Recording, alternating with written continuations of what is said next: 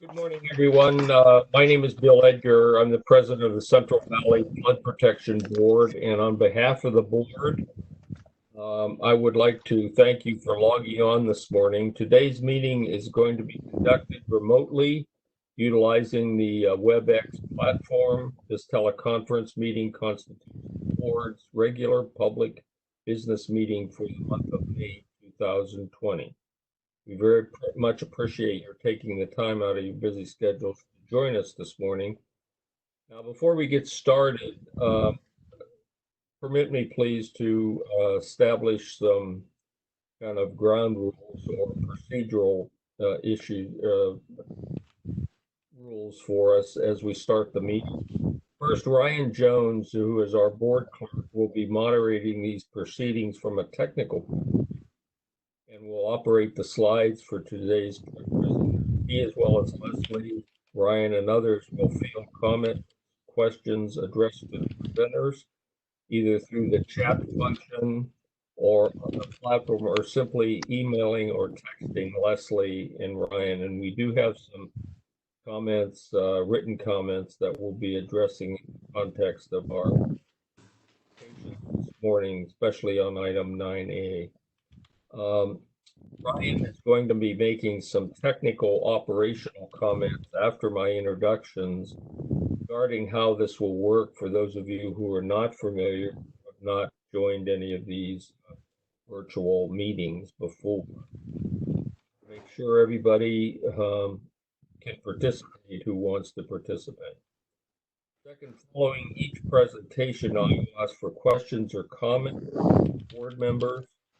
After the board is finished, we'll then unmute for the public speakers, and Leslie will try to identify two people at a time who have requested to speak or who have submitted written questions or statements or mail requests. Or I will then call on those two speakers. We will repeat that process until we've exhausted all of those who wish to speak. After we've completed the public testimony, I will bring the matter back to the board for more comments, questions, and discussion, and final action. Be aware that this meeting is being recorded and will be housed on our website, just as a video is of all our meetings. We'll probably be taking a break, I would imagine every hour or so, to give our reporter and the staff time to catch up. Our break for lunch will probably be around noon and for about 30 minutes. And Ryan, if you don't mind, do as you did last time, and we can arrange to have a sign to appear on the screen at the break in the lunchtime stating that the board is on a short break and estimating the time that we'll return to the meeting, please. And then again, I would just encourage everybody to be calm and patient. This is a very difficult and stressful time for all of us. We're all tired and we're all grumpy and sick and tired of being housed up for a long time. And I just urge everyone to take a deep breath, relax, and try to be calm and courteous and understanding of what we're trying to do during these very difficult times. At this time, I'd like to turn the meeting over to Ryan, our board clerk, to inform us as to the major features of the platform, as well how the chat room works, so that when we get to comments and questions from the board, the public, most everyone should have a basic understanding of how the features on this platform work. And you will know how to ask a question or make a statement when the time comes to do that. Ryan, you can go ahead and proceed if you want. Thank you, President Edgar. So some of you have already emailed me your comments, and that's something you can do. My email is on the agenda. Or if you'd like, you can use the raise the hand feature that you may see next to your name on the participants list. And then on the blue bubble or the speech bubble, third from the left, you can click on that and that'll open up the chat feature. And from there, you can speak to me privately and request your comment. Thank you. Okay, thanks, Ryan. As you're probably aware, welcome introductions and announcements are item 1 on the agenda this morning, and there are 2 items that we want to cover under that item. First, there are the opening welcoming comments, and we've just completed those. And then under item 1 also, there are any introductions or announcements that have to be made, and Leslie usually does that. Leslie, do we have any this morning? We do not, Mr. President. Thank you. Okay. Regarding the agenda itself, there are a couple of items. Vice President Secretary Jane Dolan under item 3 will be presenting the minutes of March 27th regular board meeting to the board for their approval. Approval of the minutes is going to be a action item. Next, we have the consent calendar, and we have 3 items on the consent calendar this morning. Hello. Joe, put yourself on mute, please.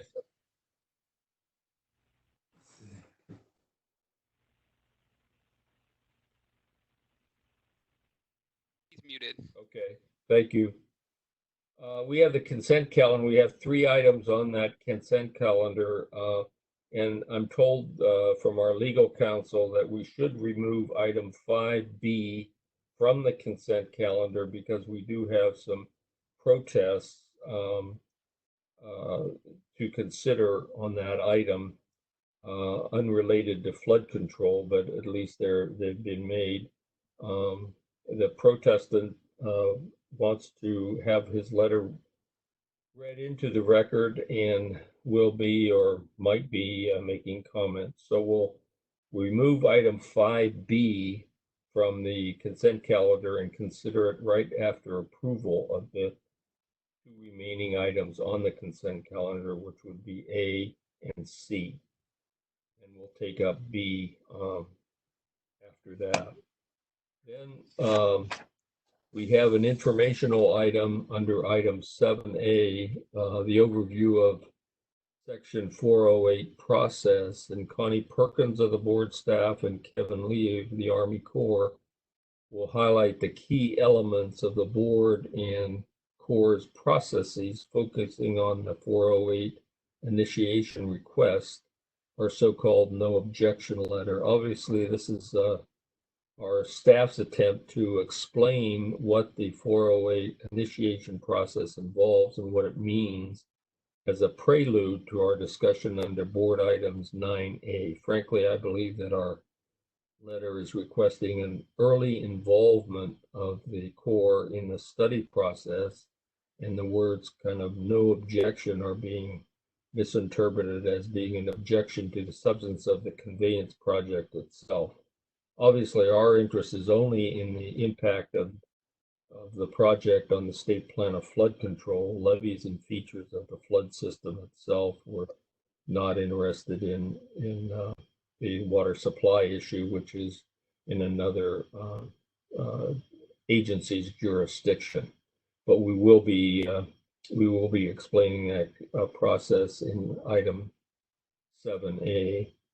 Under Department of Water Resources, 8A, Jeremy Eretz, the chief of the Division of Flood Management, has submitted his written monthly report to the board for your review and information. My understanding is that Jeremy will not be in attendance for the meeting.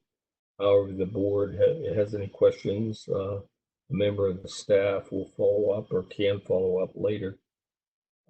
Then under item 8B, the 2022 update of the Central Valley Flood Protection Plan.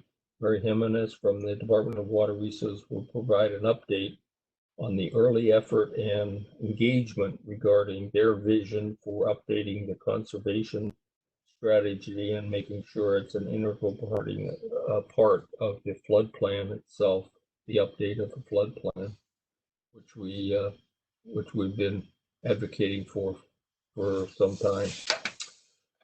Under board items, item 9A, of course, is the DWR's Delta Conveyance Project, and the board is being asked to approve a letter to the Corps pursuant to Section 408, requesting the Corps to initiate, in cooperation with DWR and other federal agencies, a joint review of the Delta Conveyance Project. This is the second time the board has heard this item. It has received many great comments, suggestions, and ideas, and the staff has attempted to incorporate these comments into our new letter, which has been made available to the public. This will be an action item for the board this morning. Then under item 9B, the Yolo Bypass Big Notch Project, Ali Pourba of the board staff and Manny Baha will be making the presentation on this matter. Again, the board is being asked to approve a letter to the Corps pursuant to Section 408, requesting that the Corps initiate, in cooperation with DWR and the other federal agencies, a joint review of the Yolo Bypass Big Notch Project. This also is an action item for the board this morning. So those are the big items that we have. We can get on with the meeting. I think at this point we're on item 2, the roll call. Ryan, if you wouldn't mind, please call the roll to determine whether we have a quorum to conduct our business. We have 7 members on the board, 1 vacancy. Ryan? Thank you, President Edgar. Board Member Johnson.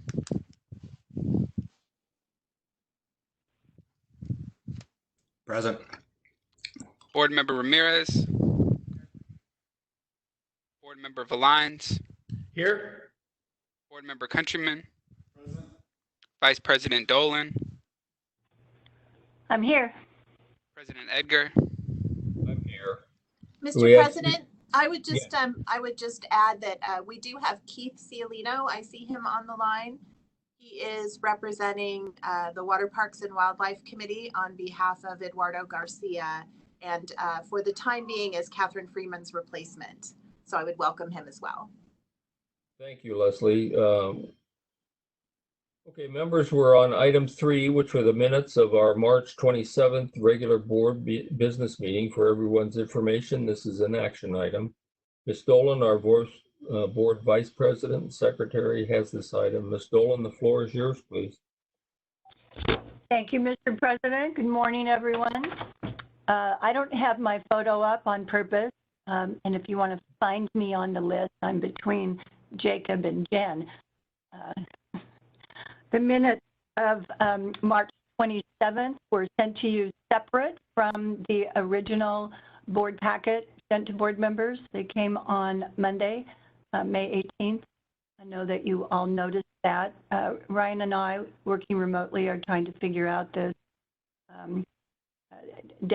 submittal and deadline. So I take responsibility for that. We're all kind of busy. So I'm going to, I think they're ready, in my opinion. So I'm going to just count to 3 and see if any of you found an error or a clarification. You're also good at letting me know prior to the meeting, but let me just pause for 3 seconds. I don't see any hands, right, Ryan? I don't see any hands either.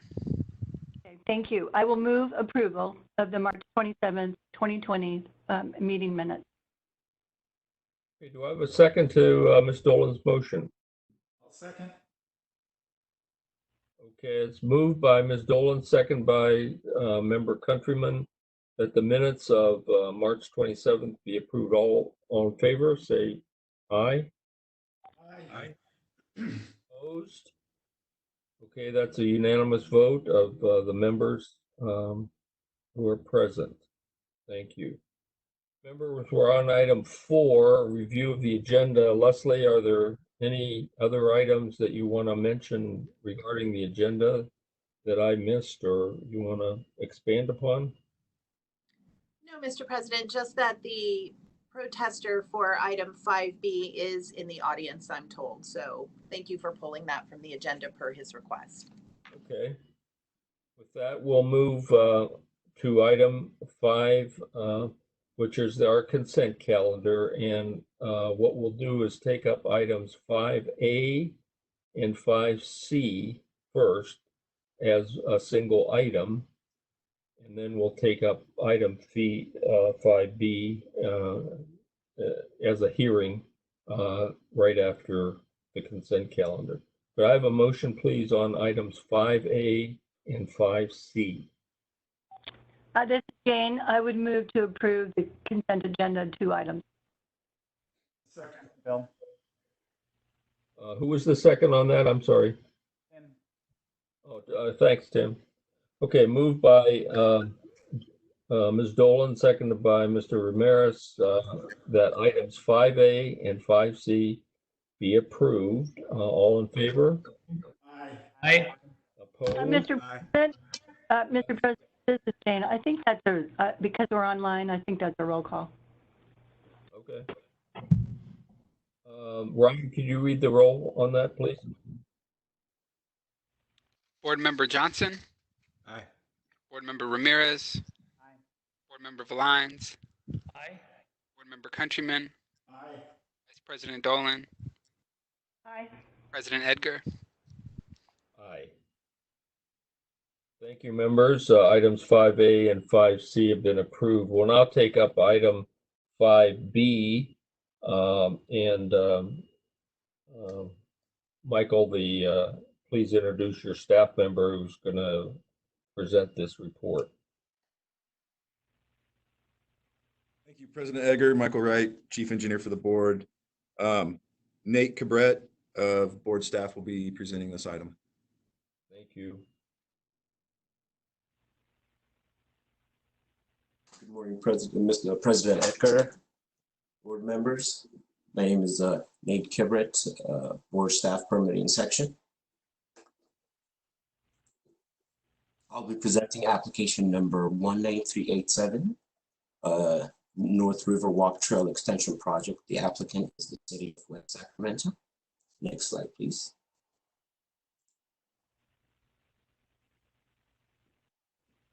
The board action is to consider approval of permit number 19387 to construct a Class 1 pedestrian bike trail along the Sacramento River levee for a length of approximately 2,650 feet and extend by approximately 500 feet the existing river walk trail that is adjacent to the Sacramento River channel. Next slide, please.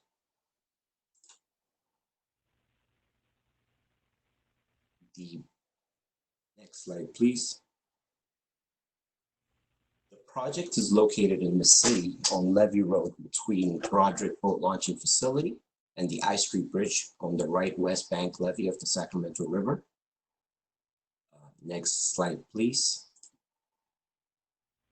Visually shown here, the project is located on the right west bank levee of the Sacramento River in the city of West Sacramento in Yolo County. Next slide, please. More specifically shown here, the project area is bounded between Broderick's boat launching facility to the north and the I Street Bridge to the south. The boat launching facility is seen here at the top of the slide, and the I Street Bridge is the bottom, seen here at the bottom of the slide. Next slide, please, Ryan. The proposed project connects to the existing Riverwalk Trail that is shown here by the blue line. The existing Riverwalk Trail terminates right just south of the I Street Bridge. Next slide, please. The city is proposing to construct an Americans with Disabilities Act compliant Class 1 pedestrian bike trail that connects two existing portions of the Riverwalk Trail. The project will consist of construction of a 12 feet wide Class 1 pedestrian bike trail with 1 foot shoulders on the levee crown, construction of a 12 feet wide ADA compliant ramp, installation of 23 light posts on the land side shoulder of the levee crown, and installation of access gates, bollards, and wayfinding signage posts on the levee crown. Next slide, please. Seen here is the entire project area. And I want to point your attention to the bottom of the slide. The orange line shows the proposed connection with the existing Riverwalk Trail. Next slide, please.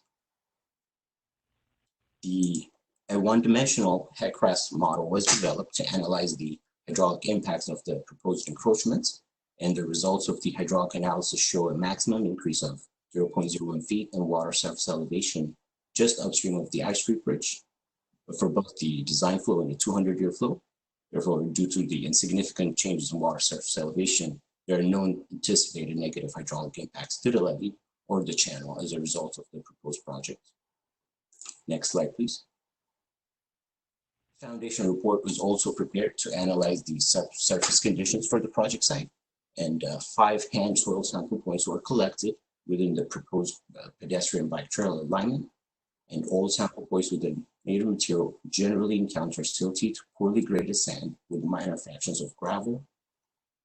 Next slide, please. For the proposed pedestrian bike trail, structural section will consist of 2-inch hot mix asphalt over a 6-inch aggregate base over 12 inches of scarified base material.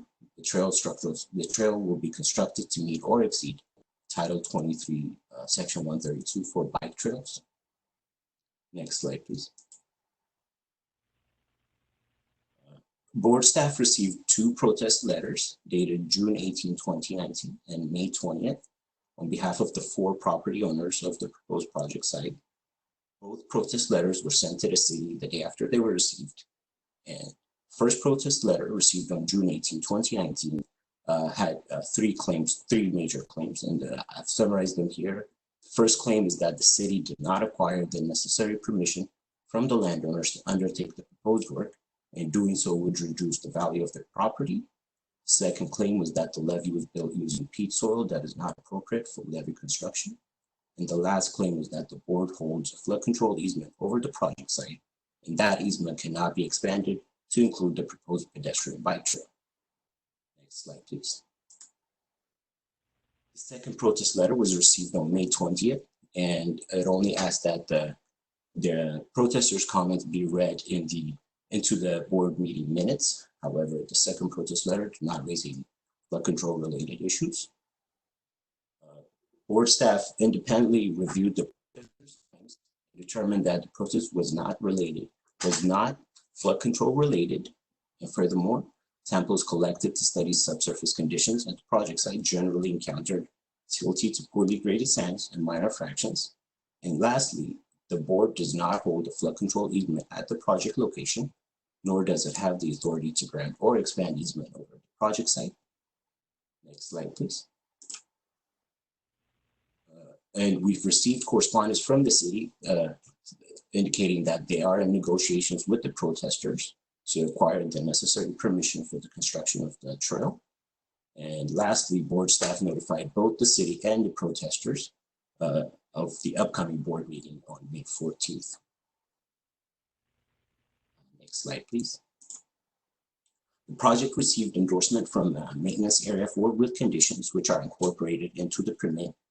And the board staff also received a no objection letter from the U.S. Army Corps of Engineers Sacramento District, which has been incorporated into the permit as Exhibit A. Next slide.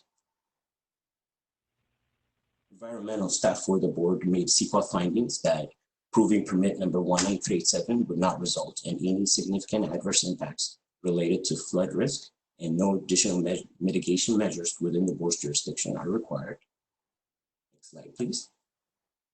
Lastly, staff recommends that the board adopt board staff CPA findings, approve encroachment permit 19387 in substantially the form provided in attachment A, and direct the executive officer to take the necessary action to execute the permit and file the notice of determination with the state clearinghouse.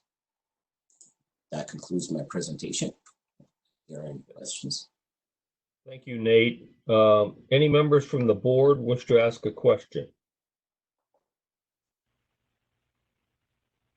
Leslie, do we have any board members? Ryan? I do not have any requests from board members, Mr. President. Okay, then we should open it up to the public. Is there anybody from the public that would like to address the board at this time?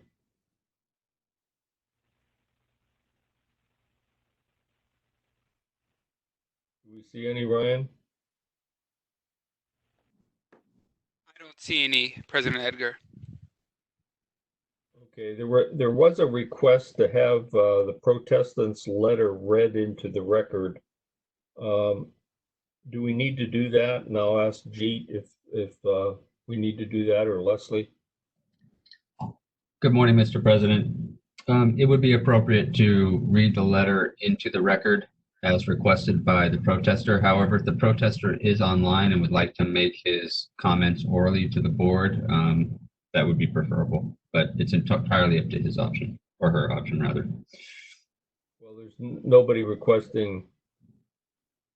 I just want to make sure it was, sorry to talk over you. Yeah, we've already done that.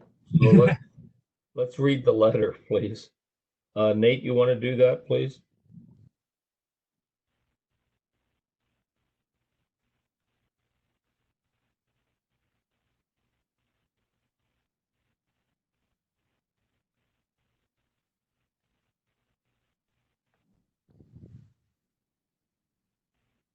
Or Ryan, if you have the letter in front of you, since it was sent to you, if you could read that into the record.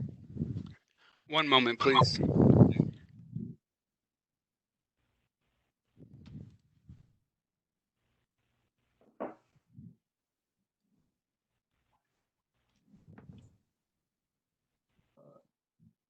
Right here, permitting section, board staff.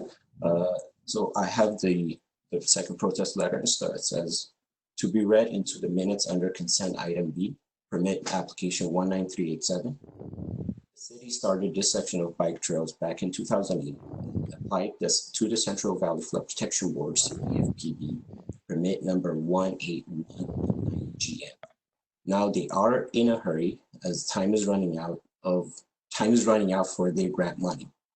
They have had plenty of time to negotiate with the property owners in good faith and have chosen not to do so. Number one, under Article 23, Section 132 of the California Code of Regulation, it states, when feasible, bike trails must be located off levees. The city has other locations available to them on property they already own.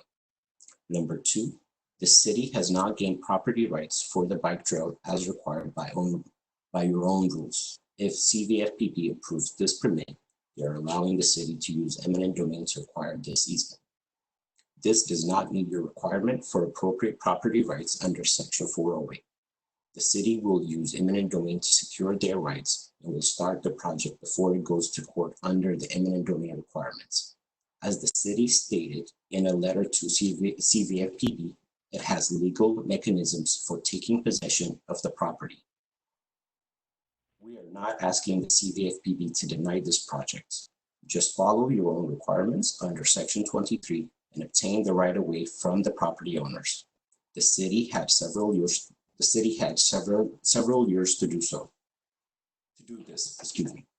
They don't care because they can use eminent domain.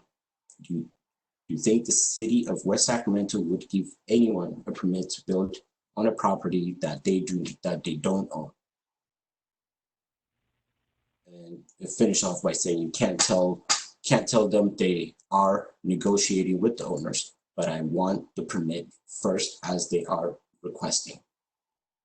I know that your only concern is for the effect it may have on the levy. What about the effect it has on all property owners? We ask you to delay the approval until all requirements are met. Thank you for your consideration, property owners, partners, RB Investments. That concludes the second protest letter.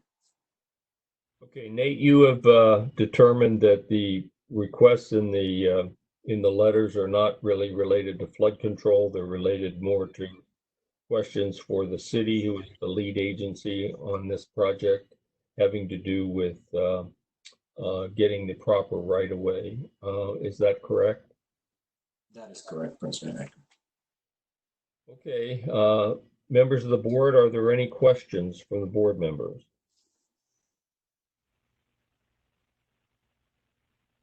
Okay, Leslie, I don't see any. Ryan, let's open it up to the public again to ask if there are anybody that wants to address the board on this issue. Sorry, Mr. President, I was on mute. That I do not have anything from board members. Okay. Ryan, is there anything from the public? I see nothing from the public. Okay, let's bring this matter back to the board and discussion by the board members, and then I'm ready for a motion on this item.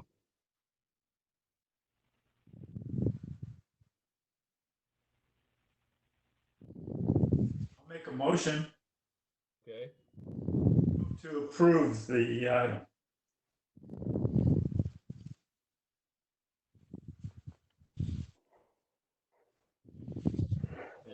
staff recommendation. Okay, recommendation, yes.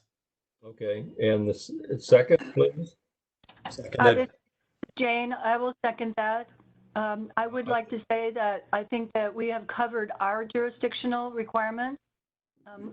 That we would also encourage the city of Sacramento to be respectful as they proceed with obtaining property rights. Thank you, Jane. I think Brian Johnson beat you on the second, so I'm going to allow the record to show that this was moved by Joe Countryman and seconded by Brian Johnston. Comments by Ms. Dolan addressed to the city of Sacramento. All in favor? Aye. Opposed? Roll call. Roll call, please. Board Member Johnson, Aye. Board Member Ramirez, Aye. Board Member Valines, Aye. Board Member Countryman, Aye. Vice President Dolan, Aye. President Edgar. Aye. Thank you, members. That concludes the consent calendar. We're on item 6. Members were public comments not on the agenda. Is there anyone in the audience that has comments regarding items not on the agenda? Please note at the chat room or text Leslie or Ryan. Is there anybody that wants to speak to the board on a matter not on the agenda? See any Leslie or Ryan? I do not, Mr. President. It might be appropriate to ask those on the phone at this point if they don't have the capacity to raise their hand, if they could just unmute themselves and speak up at this time.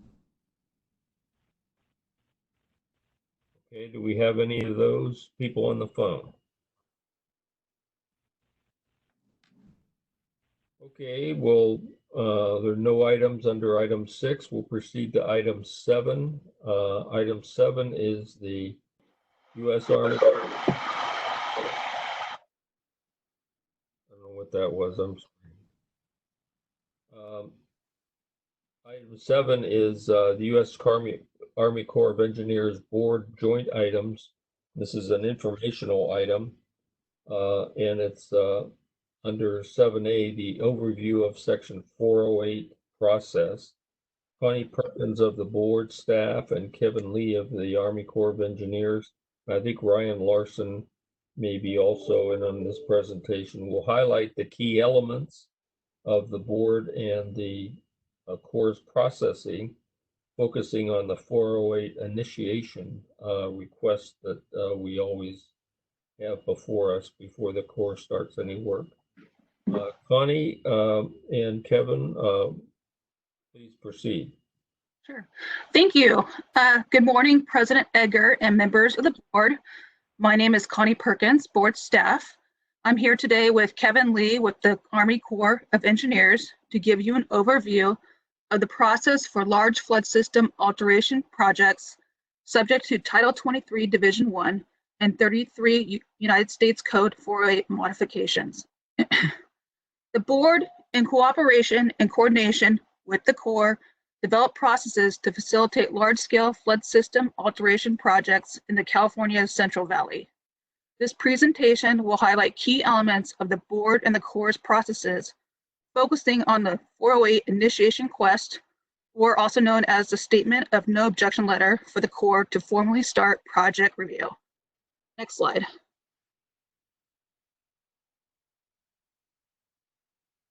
I'll first talk about the methods of project authorization and then give a general overview of the board's process from initiating project review with the Corps to submitting the board application package to the Corps. I will hand it over to Kevin Lee to give an overview of the Section 408 Engineering Circular, discuss the purpose and contents of the Statement of No Objection Letter, the benefits of engaging the Corps early in the process, and getting to a complete 408 package. Next slide.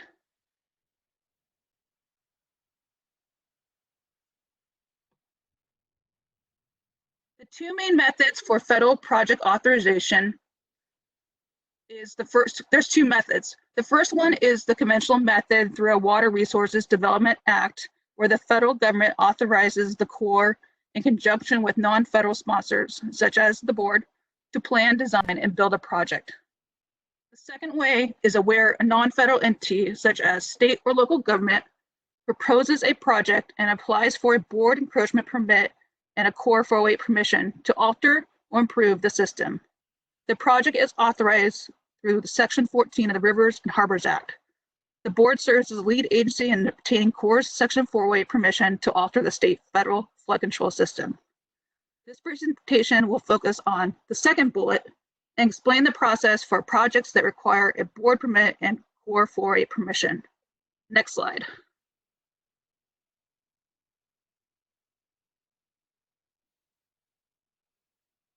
The board process begins when the applicant requests initiation of project review and submits their scope of work. They submit a letter asking the board to start review of their project that may affect the state plan of flood control. They also ask the board for assistance to obtain permission from the Corps to alter the federal project levy and initiate project review, also known as writing a statement of no objection to the Corps.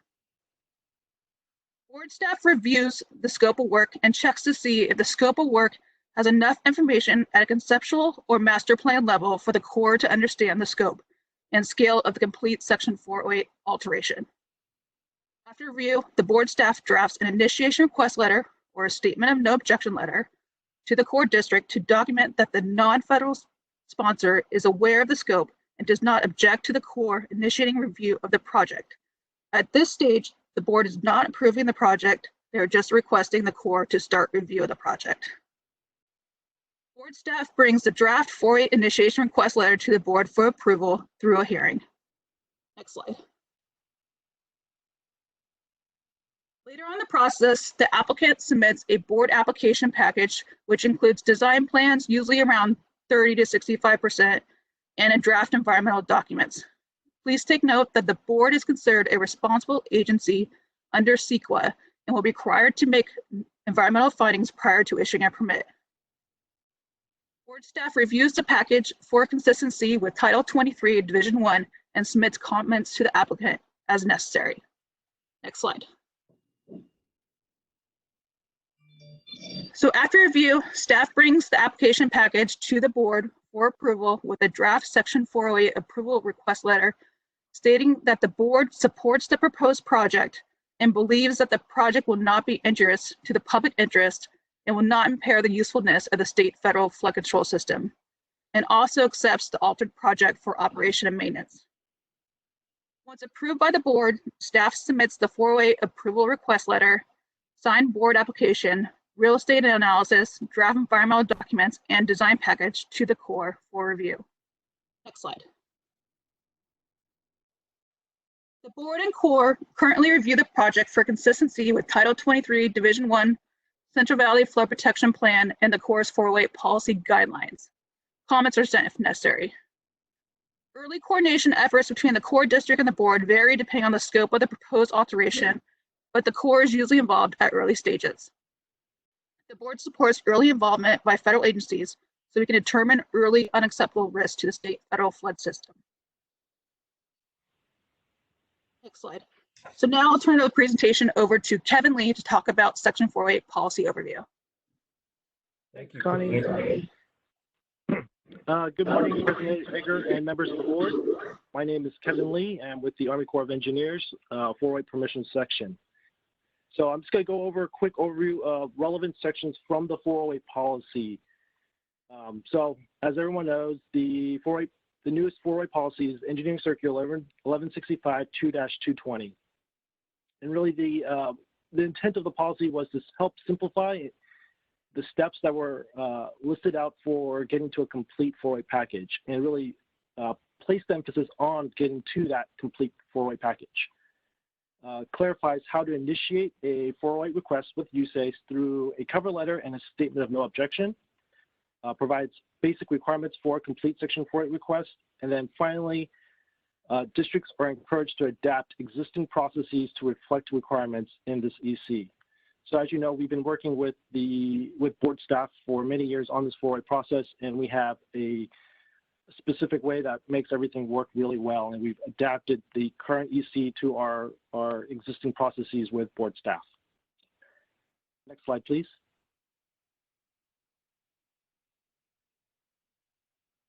Thank you. So I'll go over the purpose of the board's statement of no objection. So it fulfills the minimum requirements to initiate the 408 review process with a signed cover letter. It helps demonstrate that the non-federal sponsor is engaged and understands the scope of the project. And then finally, it allows USACE to engage early with the requester and the non-federal sponsor. Next slide. Thank you. So let's go through the contents of the board's letter of no objection. So it contains the statement of no objection, but it can also include the following information: a complete project description, whether or not a Section 10 or 404 permit is needed, if the requester is seeking 221 crediting, and finally, whether or not the requester is using federally owned property for the project. So some of the benefits of engaging USACE early is it allows USACE to seek public input as early as possible in the process to really generate meaningful public and agency input. And we do that typically through a public notice and through our NEPA document. It allows USACE to provide meaningful input during the initial design process and hopefully minimizing costs to all parties for the review. And finally, it allows USACE staff to identify and prepare the appropriate review plan for the 408 evaluation. So getting to a complete 408 package. So I'm going to go through quickly just the contents of the 408 package and really what the review process is for the Corps. It's really to get to this complete 408 package from the requester and not Fed sponsor. So it needs to contain the statement of no objection, complete technical analysis and design, environmental and cultural resources compliance. So that includes your NEPA document, your ESA consultation, your 106 compliance, real estate requirements identified, and then finally an OMR&R statement where the not-Fed sponsor accepts the O&M responsibilities of the modified USACE project. That concludes our presentation. Thank you. Thank you, Kevin. Are there questions from the board at this point?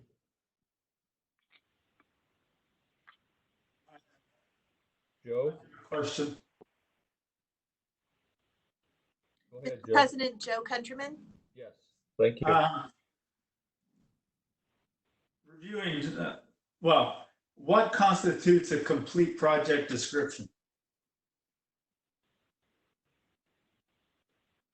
So that's ill-defined in our policy.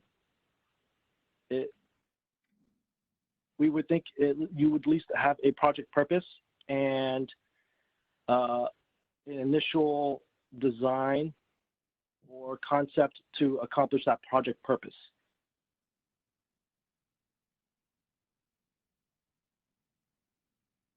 Over. Okay. Thanks.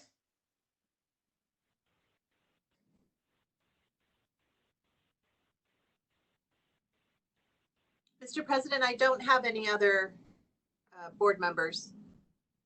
Okay, let's begin with, we have at least one written comment from Melinda Terry, who asks 2 questions. Ryan, could you read those questions, and then we'll have somebody from the staff answer those. Connie, I guess they would start with you and then proceed to Ryan if we need to. Thank you, President. So for item 7A, Melinda asks, since the presentation on this agenda item was not provided, The following questions are offered in the event they're not addressed in this item. Will the Delta Conveyance Project involve separate 408 authorization requests and permits from the CVFPB for different components of the project? For instance, will separate 408 authorizations be required for the 2 diversion intakes in the Sacramento River and then for the 6 to 8 barge loading docks that may be constructed on project levees? Would separate 408 authorization be needed if the west side of the Sacramento River project levee must be set back to accommodate the encroachment of the 2 diversion intakes on the east side, or would the setback be a mitigation measure in the 408 authorization for the 2 intakes? So that's the first question. Would you like me to read the second question as well? Yes, please. Second question, will the review of requests for 408 authorization for the DCP be conducted using the multi-phase approach? If yes, how does that process work in terms of public transparency and participation? For instance, will the public be provided a copy of each of the milestones that is developed for this project? Is the public provided an opportunity for public review and comment on each milestone?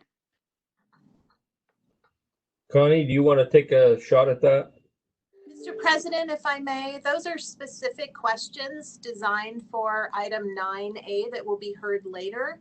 What you've just heard is a general presentation regarding how the process works. So if we could defer that until such time as we are talking about that specific project, and we would just invite Ms. Terry, if she has more general comments at this point, to address them to this presentation, please. Okay, her letter said she's addressing 7A with those 2 questions. But, okay. This is Melinda. Okay, Melinda. Thank you. And Leslie, yes, I'm fine with deferring those. But my general comments I would like to make is thank you for putting this item, on the agenda. As you can imagine, a lot of times folks think that I'm some kind of expert, which I am not. And so I get asked questions that I really just don't have answers for regarding, process and public participation. So I do appreciate the fact that you responded to the last letter that we did and put these extra items on to give an opportunity for more information to be shared. I just want to make sure that because it's important for you to provide this so that when we're talking and sharing information with both our Delta RDs and landowners, that we're giving them correct information. So, that's part of the purpose, but do really appreciate the fact that these items were put on. Thank you. Thank you, Melinda. Is there anybody else from the public that wants to speak on item 7A? Do we see any? Mr. President, I don't see anything in the chat. Okay, Ryan, do we have any written comments, texts, or? Not for 7A. Okay. Okay, I'll bring it back to the board then. Are there any final comments on this item? It's an informational item, just as, to be honest, a prelude for our discussion under 9A. Any questions from the board? Okay, thank you. We'll move on then to item 8, Department of Water Resources. And under item 8A, as I said, Jeremy Erich is not in attendance today, but he has submitted his written monthly report. Are there any questions from the board that anyone wants the department to follow up on at this point? Do I see any?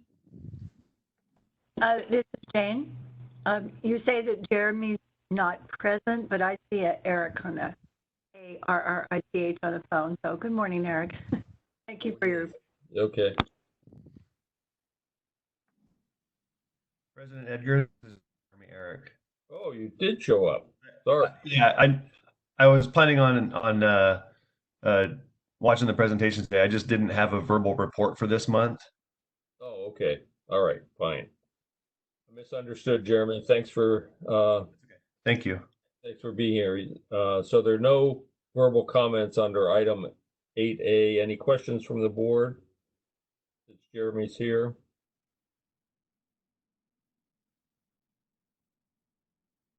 Okay, thank you, members. Under item 8B, then we're going to have Mary Jimenez from DWR is going to provide us an update on the early effort of the project team and their engagement regarding their vision for updating the conservation strategy, as it will be an integral part of the 2022 flood plan update.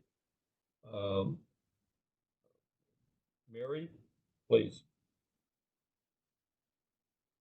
Good morning, President Edgar. This is Mary Jimenez from DWR. Can folks hear me? Yes. Loud and clear, Mary. All right. Good morning, everyone. President Edgar, members of the board.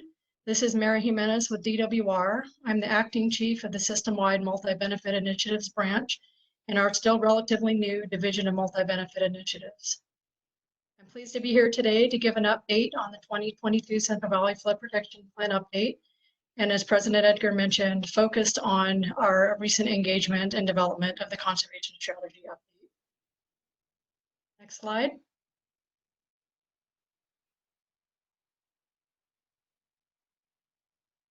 An overview of the presentation today.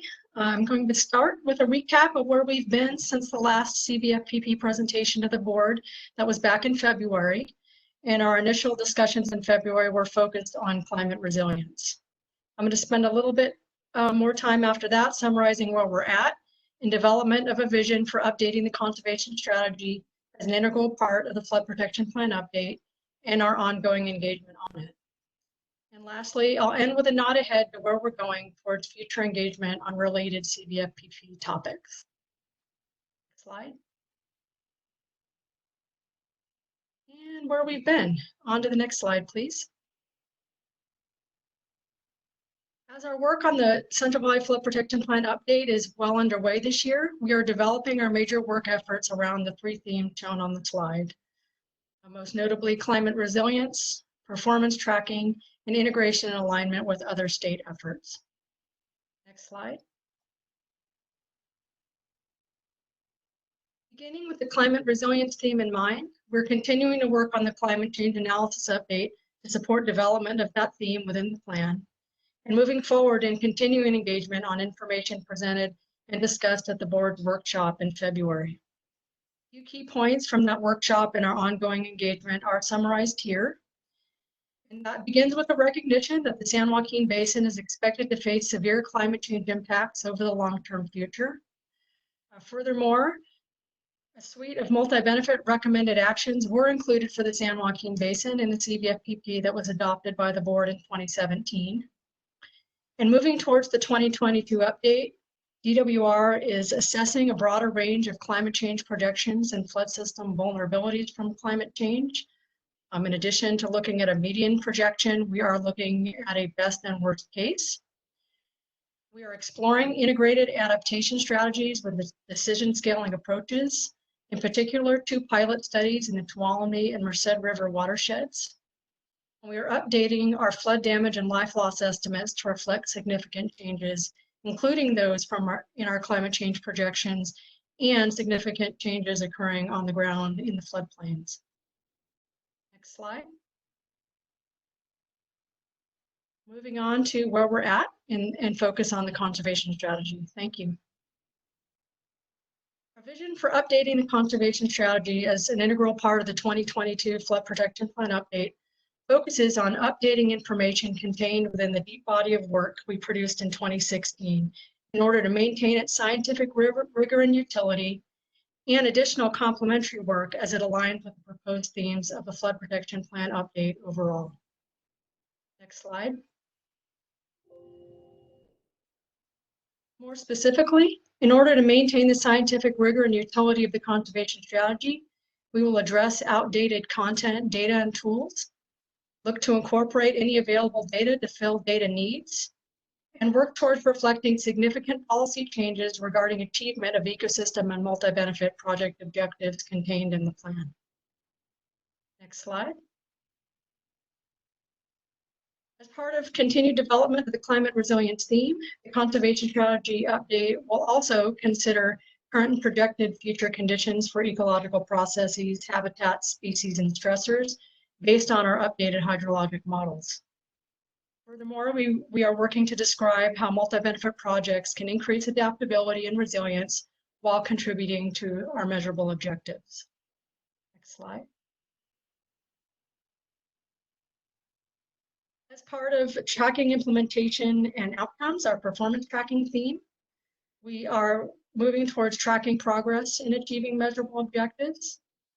We're currently engaging in work to assess the current barriers and challenges to implementation of multi-benefit projects, recognizing that a lot is being learned as things have moved forward since 2017. And in the end, really seek to identify new or updated strategies that we can leverage to accelerate implementation of multi-benefit projects moving forward. Next slide. The conservation strategy update is also envisioned to be an important part of our integration with other state and regional efforts theme. A few of those examples are listed here on the slide. As you will quickly notice, each one of those state and regional efforts has a different relationship to the conservation strategy and the CVFPB, and we are going to explore that in this flood plan update. And we are getting set to coordinate with our regional partners to leverage data and facilitate communication, and most notably through our 6 regional flood management planning efforts. Next slide. So today, you'll see we are on the second box from the right. Happy to be here this morning for the flood board meeting on May 22nd. Since mid-March, even though our CVFPB team has been working from home, our conservation strategy part of the team has continued moving forward in engagement through a series of phone calls and virtual venues. We conducted in a series of initial briefings almost from the time we came home in mid-March, all working towards a broader presentation to the coordinating committee that was led by Heidi Hall on April 22nd. So I really wanted to take this time to thank board staff Ruth Garling and Kim Floyd for being an important part of the additional outreach that we had to do, recognizing that everybody was remote at that time, to try to get as broad a participation as possible at that April 22nd discussion with the coordinating committee. So thank you for that. Launching from April 22nd, our team has moved to an online survey and series of interviews focused on teasing out additional details and experiences from people on multi-benefit project implementation to inform our update. We're in the process of reviewing and synthesizing that information right now in order to have more informed dialogue, leveraging the board's advisory committee meeting, that is now scheduled for June 18th. Next slide. As I mentioned, while we are still reviewing and synthesizing feedback from our engagement in order to prepare for the advisory committee in June, I wanted to share a few of our early points that we have heard resounding from multiple partners and stakeholders already. Those are summarized on the slide. The first is that further detail is needed on tracking and accounting for habitat within multi-benefit projects as those projects are implemented. Second one, we need to seek additional clarity and describe on how we can account for mitigation versus uplift. Third, there's been an ask that DWR consider revising or updating our measurable objectives based on what we learned through this process. And lastly, but certainly not least, we heard from a number of folks that we've been talking to that they see value in continued discussion of related conservation strategy topics through the board's advisory committee. So that's a good thing. And we are looking to and moving toward the advisory committee in June, as I mentioned. Moving on. So just a brief nod ahead to where we're going from here. Along with that continued conservation strategy engagement, we can come back to the board. I can come back to the board soon and give an update to the board on the risk analysis that goes hand in hand with our climate change analysis. I understand that had been kind of discussed at the coordinating committee earlier this week. I wanted to acknowledge Chris Williams and his team in the Division of Flood Management. Thanks to them, the RFMP engagement is expected to increase as the new contracts are expected to be finalized in early summer. So that engagement will be picking up as well. And we are continuing a series of smaller group discussions on the climate change analyses that have been ongoing since the public workshop in February. Next slide. So with that, I wanted to thank you all for the opportunity to present to the board today and open it up for questions. Mr. President, I do have a request from Vice President Dolan to speak at this time. Yes, Jane, please. I wanted to speak as one of two of your board members who are the advisory committee liaison and I guess coordinators of that process on behalf of the board, and remind us all that the advisory committee was created by the board and has been a very robust and helpful process for stakeholder input throughout the plan initial and 2017 update process. And your board committee, which is myself and Brian Johnson, are going to, and we're working hard to continue to foster this process. The advisory committee will meet regularly. The conservation strategy, as I understand it, is to be prepared in advance of the draft of the plan. So the advisory committee's work for the next few months into 2021 will be very important. We will meet regularly. Our first meeting for this plan update is June 18th, and we will schedule a presentation and discussion with the advisory committee of the results of the online survey, and then DWR multi-benefits initiative staff has done some selected in person or online or telephone interviews. Brian and I are working with our own staff. Ruth Darling's doing a great job, and the DWR staff to create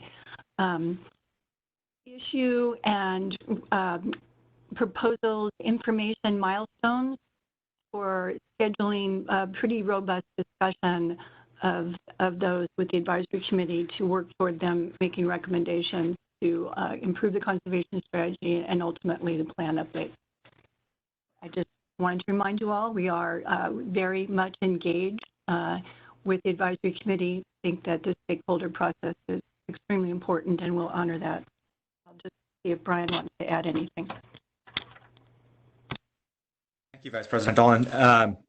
I had made some notes to say something similar, but you said it better than I would have, so I'll stand and just second what you said. Thank you, Brian. Any other members of the board? I had my hand up. I don't know if you're using that feature or not. Well, go ahead, Joe.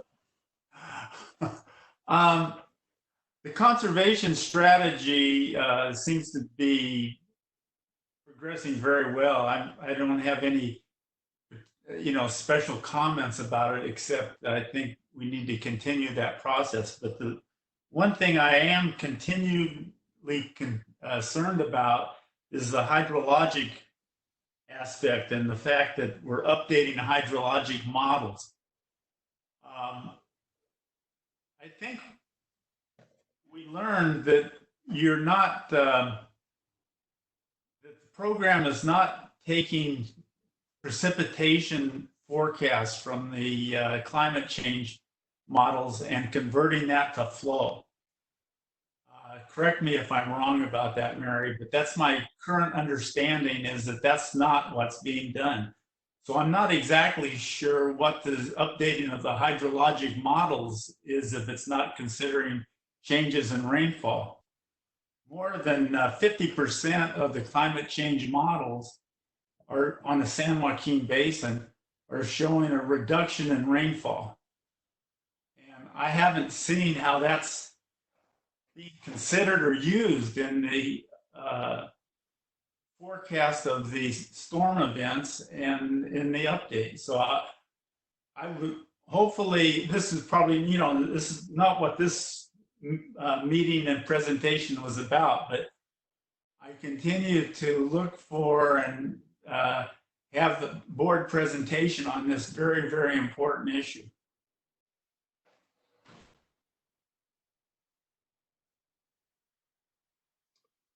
Mary, do you want us to respond to that or just leave it as a question for Joe? I think it's a great question and comment, and we'll take that back to the team. Okay. Any other members of the board? Okay, Mary, I have one comment that's a little off the subject, but it's gnawing at me. There are a lot of agencies who have interest in various projects that are underway, whether it's Floodmar or Sigma or us or the Delta or the Water Conveyance Project or whatever. And we have these studies going along, and they're based upon different modeling assumptions and different assumptions of the studies and so on. And some people are definitely left out of the process or only get involved at the last minute. And I think what is needed here, and it's kind of off the topic here, but there needs to be a structure which forces the heads of these agencies to at least begin to collaborate more on the technical aspects, what these models are, what the assumptions are going into them, and so on. And then on a policy area, what's the policy as we move forward on some of these individual efforts? And frankly, unless we get a structure in which these technical assumptions are discussed and somehow reconciled, and the policies are determined by the leadership of the agency, we're going to end up at the end here with different agencies having different assumptions and different goals and so on as we move forward. And there needs to be some sort of a structure in order to pull all these agencies together, because we're not going to be, everybody's saying cooperate with everybody, but to be honest, that's not going to happen without a structure to force these agency heads to do it, because we have our own biases and we have our own models that we're using, and we have our own assumptions that we're using, and it's going to be hard to get the agencies, the silos, to begin to come together in some sort of a collaboration unless we force it. And the only way you're going to do that is with some sort of a structure that does that forces all of us to get to a consensus on the technical aspects of all these studies and the policy as we move forward. I think that's what the governor's resiliency plan is trying to do, and we need to be part of that that program essentially. But that's just my own preference. Let's see. Any other board comments? Okay, let's go to the public. Are there any public comments? Leslie, do you see any or? Mr. President, I believe Ryan is the one who manages the hands up. I don't see anything in the chat. Okay. Ryan? I don't see any raised hands, or I haven't received any messages from the public. This is Melinda. I have a question. Okay. Hi, Melinda. I've got the hand thing up and I keep clicking on it, but it must not work. So I'll just, I have it on mute until when I want to talk. I just had a question for Mary on this, because it's the second time I've heard it. And I was reading something else recently about the system-wide multi-benefit initiatives branch. And so my question is this something new? And what are they covering? Is it the habitat projects that the biological opinions are doing. I'm just unclear what this branch is covering, and that's important because, as you know, I work on a lot of different things, and I just don't know what this branch is focused on. Sure. This is Mary Jimenez. I can respond to that. Thank you, Melinda. Yeah, so our branch is relatively new as of the reorg that July 2019. Currently included in our branch is the Central Valley Flood Protection Plan, as you could tell today, and the conservation strategy. It also includes our system-wide engineering and support branch that's implementing the Levels project, Lower Elkhorn Basin Levee Setback, and system-wide projects such as those. We also have, sorry, can folks hear me? Yeah. Okay. So in addition to the multi-benefit projects such as Lower Elkhorn and the flood plan, we also have folks engaging with the board and other partners through the YOLO Bypass Patch Loop Partnership and scoping development of the programmatic 408 with the flood board and other partners. So that is the main, kind of suite of projects that our group is working on. The biological opinion projects and so forth are still in the Division of Environmental Services and other groups in DWR. Thank you. Does that help? Sure. Yes, I'm sorry. It was a new name of a new branch, and I thought I would ask since I didn't really know what it was encompassing. Thank you. It's a totally fair question. Not a problem. Ryan, any other comments from the public?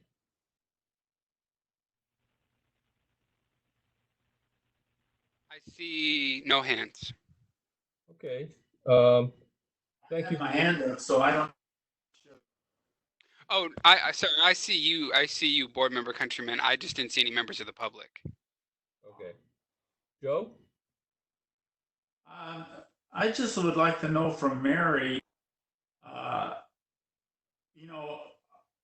only know what I read in the newspaper, and it seems that the governor's making very significant cuts to next year's budget. And I'm just wondering if you have any knowledge at this point of possible impacts to your planning study. I can tell you, what we've heard so far is that, as you're probably aware of, you've seen in the governor's budget, we have gone for budget change proposal requests for the flood plan. It's come down modestly from what we really originally requested, but we do still have some funding we're hoping to receive. Again, a modest amount so we can keep working. So we're not completely shut out, but we have had a little bit of a reduction in what we asked. Thank you. Anybody else? Okay, that was an informational item. We've been at this for a little over an hour. So I'm going to call for a 10-minute break. We'll be back. Well, let's make it 15. We'll be back at 10:30.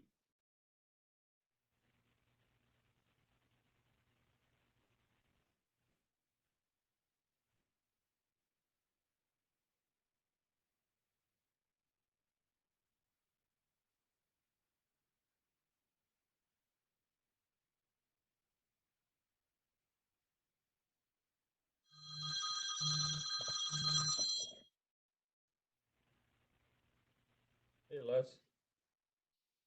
Mute yourself.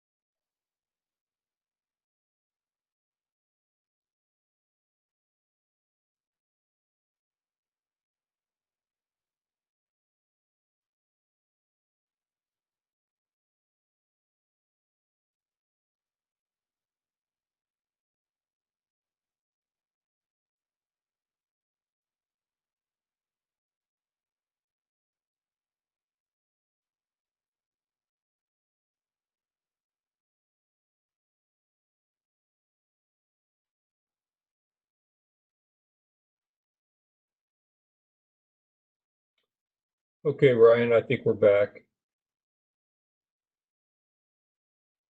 Okay, President Edgar. Thank you. Members, we're back. So I'd like to move to item 9 under item 9A, EWR Delta Conveyance Project. The board is being asked, as I said before, to approve a letter to the Corps of Engineers pursuant to section 408, requesting that the Corps initiate, in cooperation with DWR and other federal agencies, a joint review of the Delta Conveyance Project. This is the second time that the board has heard this item.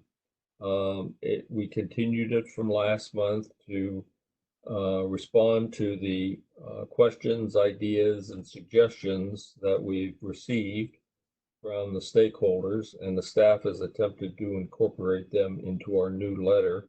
This is going to be an action order item from the board, and there, as a result of this item, there may be some cleanup language that we may ask Leslie to clean up for us before we send the letter, but this will be a final action by the board today.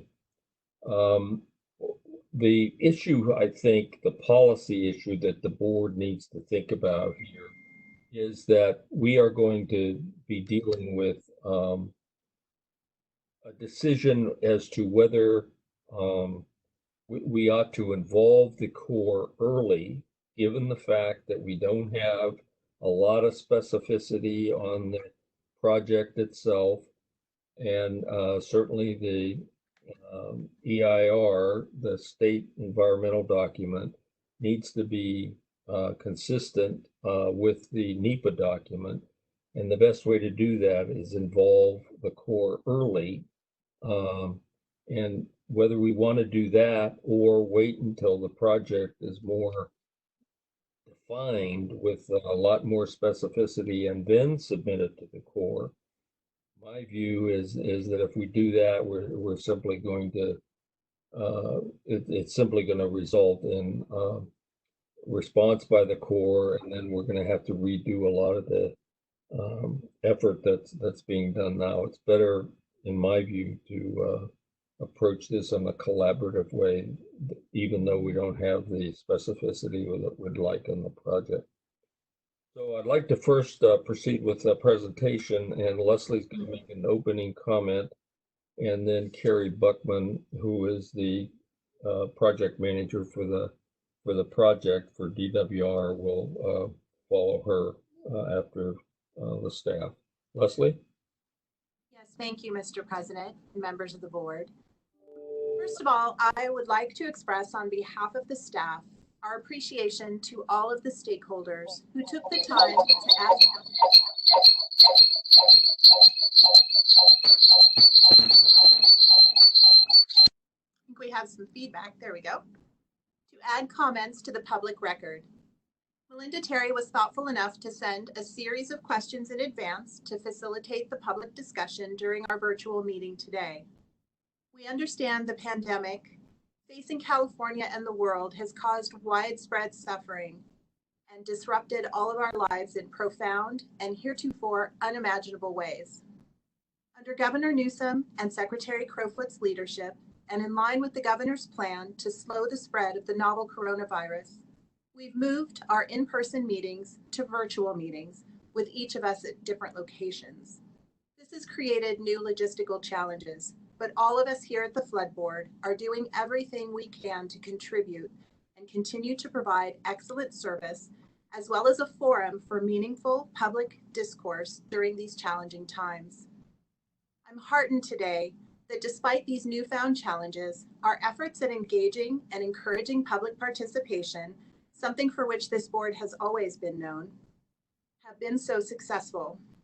Mr. President and members of the board, you've received an unprecedented number of individual comments on something that was a very standard letter. And I see that there are many folks with us in this virtual forum or participating by phone. For each comment received prior to today's meeting, our board clerk, Ryan, has collected them in a box account and sent a link to each of you for your review, and I hope you've had a chance to review those. Before I turn this over to staff, I would like to take just a moment to make some clarifications regarding this item. I hope our earlier board core presentation was helpful for all of you to understand the joint state-federal partnership between the Corps and the board. We value and trust our federal partners and believe that a concurrent review process is an efficient use of resources generally. However, we are always looking to improve. And when stakeholders pointed out to us in March that our standard review initiation letter contained some confusing language, the board wisely postponed a decision and gave board staff time to review and make changes if necessary. During these past 2 months, staff did review the comments received, the engineering circular upon which this letter is based, and our own historical treatment of requests for 408 review. And in response, we recrafted the core initiation, or so-called no objection letter, with an eye toward making it easier to understand and more readable for those folks who may not be as familiar with our processes and regulations. We hope you find this new format an improvement.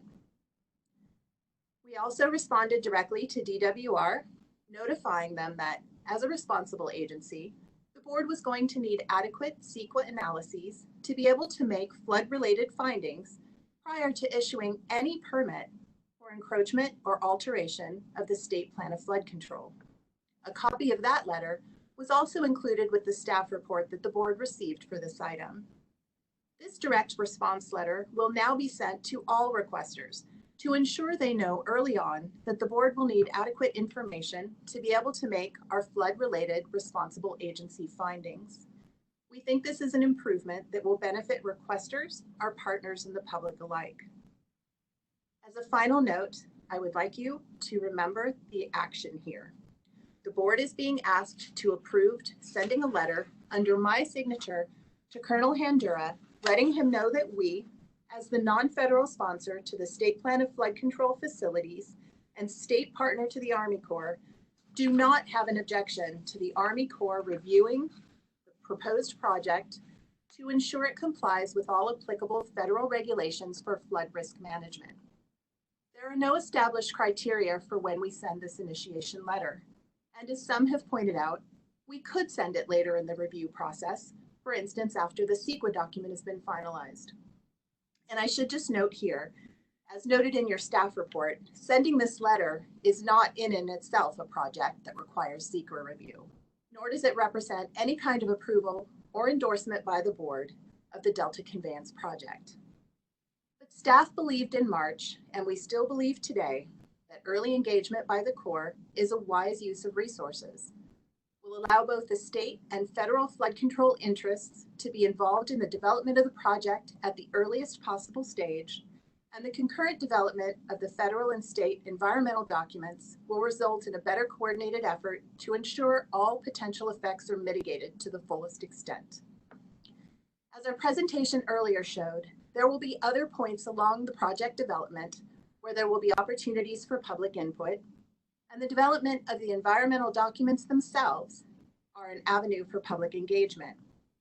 Also, as is our custom with other substantial projects, it is our expectation that the project proponent will return to the board periodically for updates as this project progresses, which will provide an additional level of transparency and opportunity for public participation. And with that, Mr. President, I will turn to our staff for their presentation on this item, followed by a briefing from Carrie Buckman, Project Manager for DWR.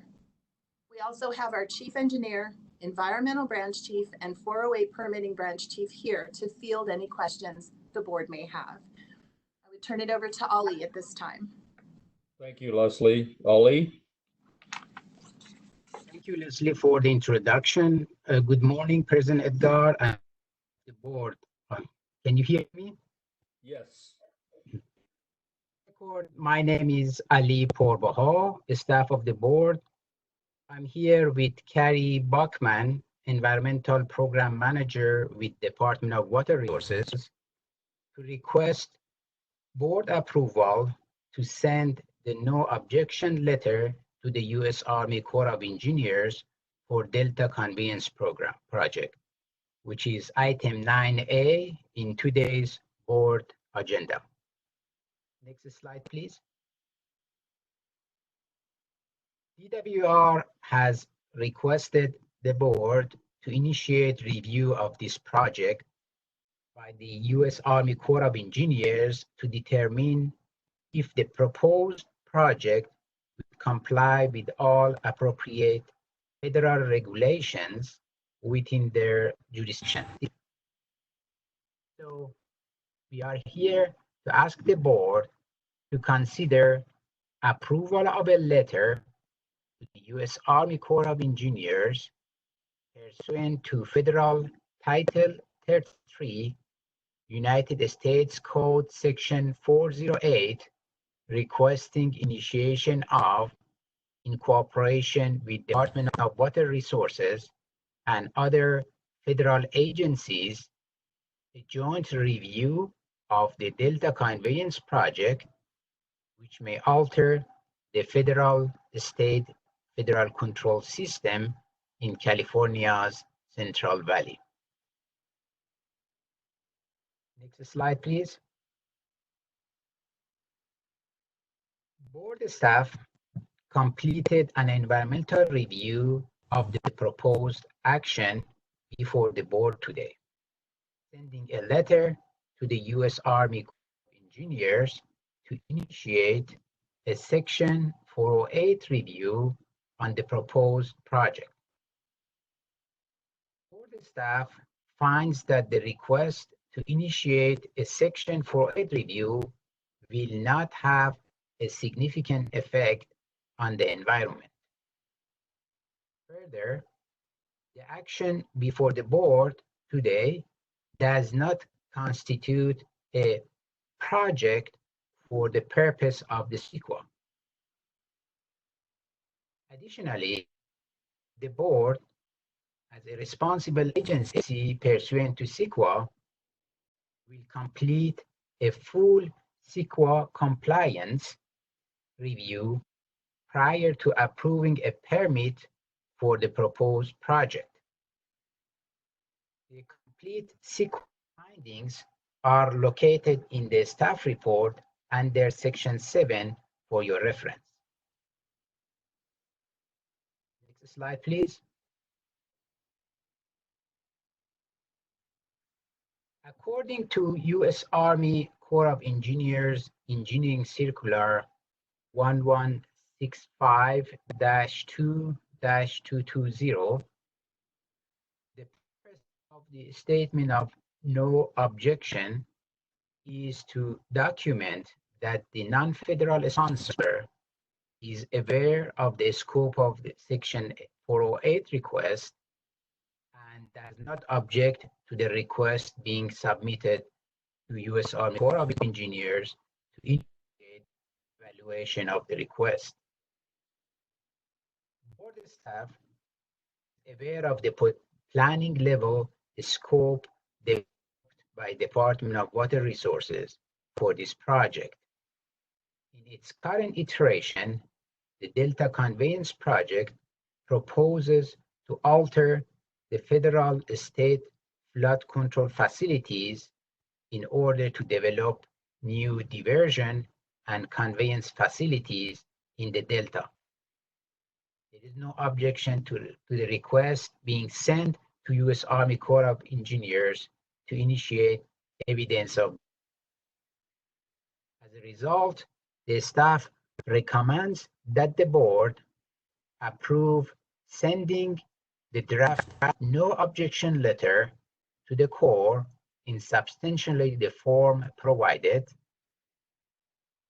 and delegate the executive officer to sign and send the letter to the U.S. Army Corps of Engineers.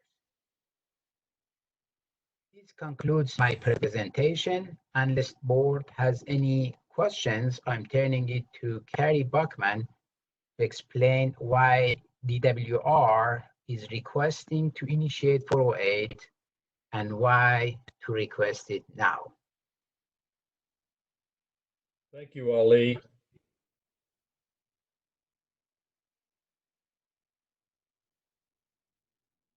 Carrie?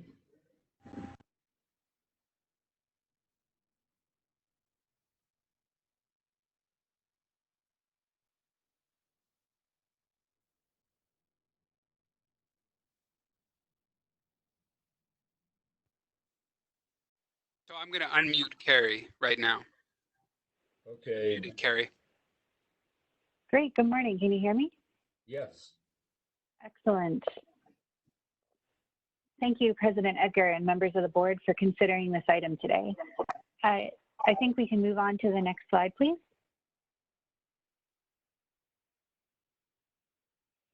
So I attended the board meeting in February to provide a project overview, and that provided information about the proposed facilities of the Delta Conveyance Project. The project would include 2 intakes on the Sacramento River, a tunnel to convey water to the South Delta, a southern forebay, a pumping plant, a connection to existing South Delta facilities, and other ancillary facilities like road and power improvements. So if we go to the next slide, I wanted to just provide a quick overview of the facilities that are of highest interest today, which are the intakes. Construction of the 2 intakes would modify the state plan of flood control facilities. The map on the slide shows 3 potential intake locations. They're shown in yellow on the map, but we would only be looking to construct 2 of those 3 sites. So at each site, the existing levee would be set back and a new fish screen would be constructed along the riverbank. These construction activities would require a permit from the flood board and review pursuant to Title 33, Section 408.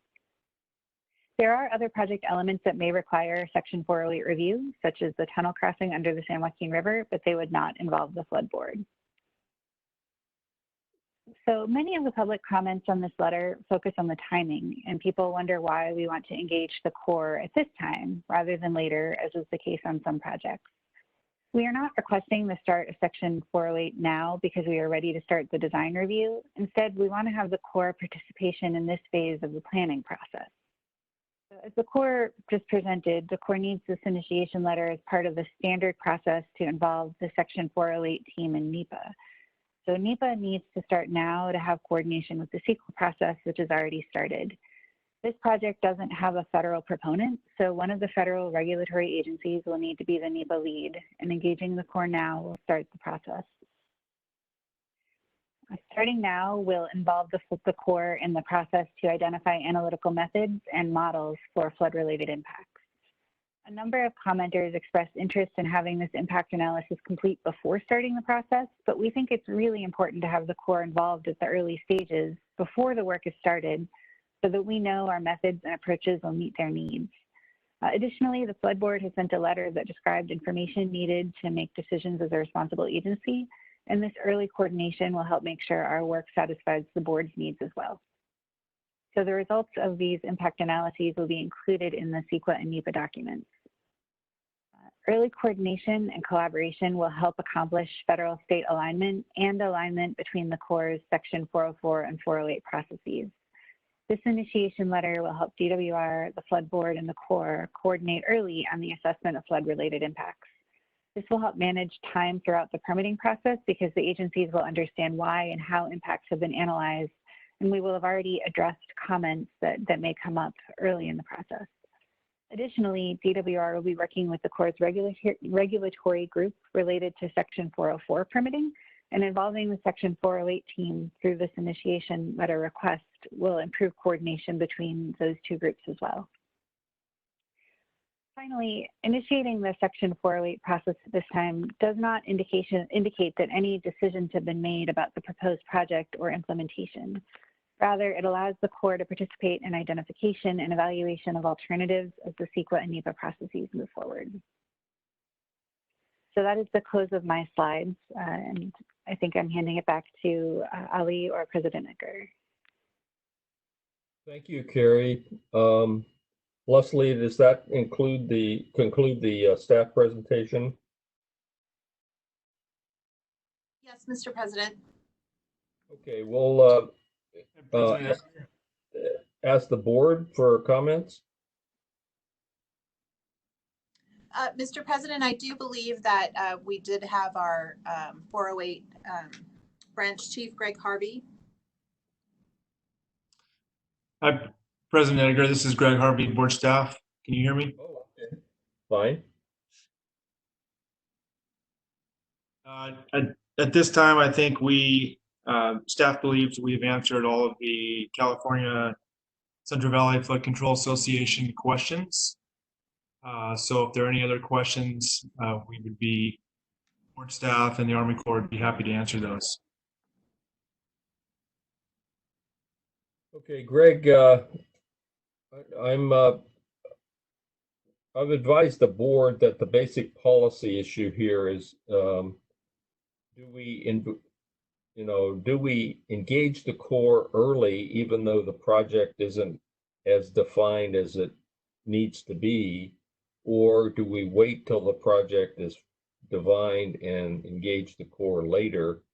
And I think it's the staff's position that we ought to engage them early on so that the environmental documents are compatible and that all the questions related to hydrology and hydraulics are consistent between the DWR staff and the Corps of Engineers staff. Is that correct? Yes, that's correct, Mr. President. Okay, thank you. Okay, any other presentations from the staff at this point? No, Mr. President. Okay, thank you. Questions from the board at this point? I see board member Countryman had his hand raised. Joe? Both literally and figuratively, I had it raised. I was concerned about the specificity of the notice of the work that we're looking at, but reading the documents, if I'm reading this correctly, the only area that impacts the state plan of flood control or the federal project is these intake structures, the potential 3 sites for the intake structures. And those are defined with a lot of specificity. So it seems to me, as far as the impact to the federal project goes, there's enough specificity for the Corps to take this on. Am I understanding this correctly?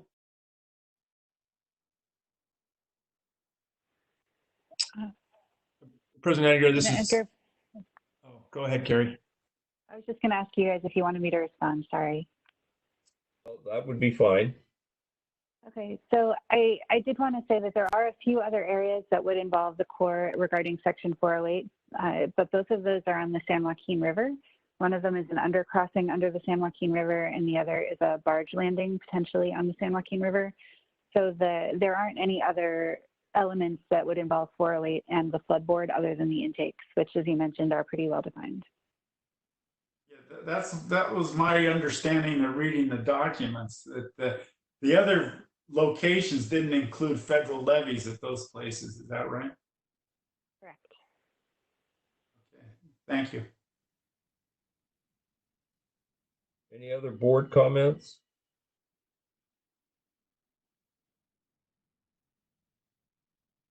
Do we see any less? I do not, Mr. President. Okay, at this time, we'll want to open it up to the public for comments, questions, statements, whatever, at this point. So Ryan, can you manage this process? And I think perhaps we could start with Melinda, Mr. President, if it's okay with you, since she did submit some questions that we believe have been addressed, but to the extent she still has questions, we could ask for her first. Okay. Melinda Terry. Thank you. Can you hear me? Yes. Okay, Melinda Terry, Executive Director of the Central Valley Flood Control Association, for the record.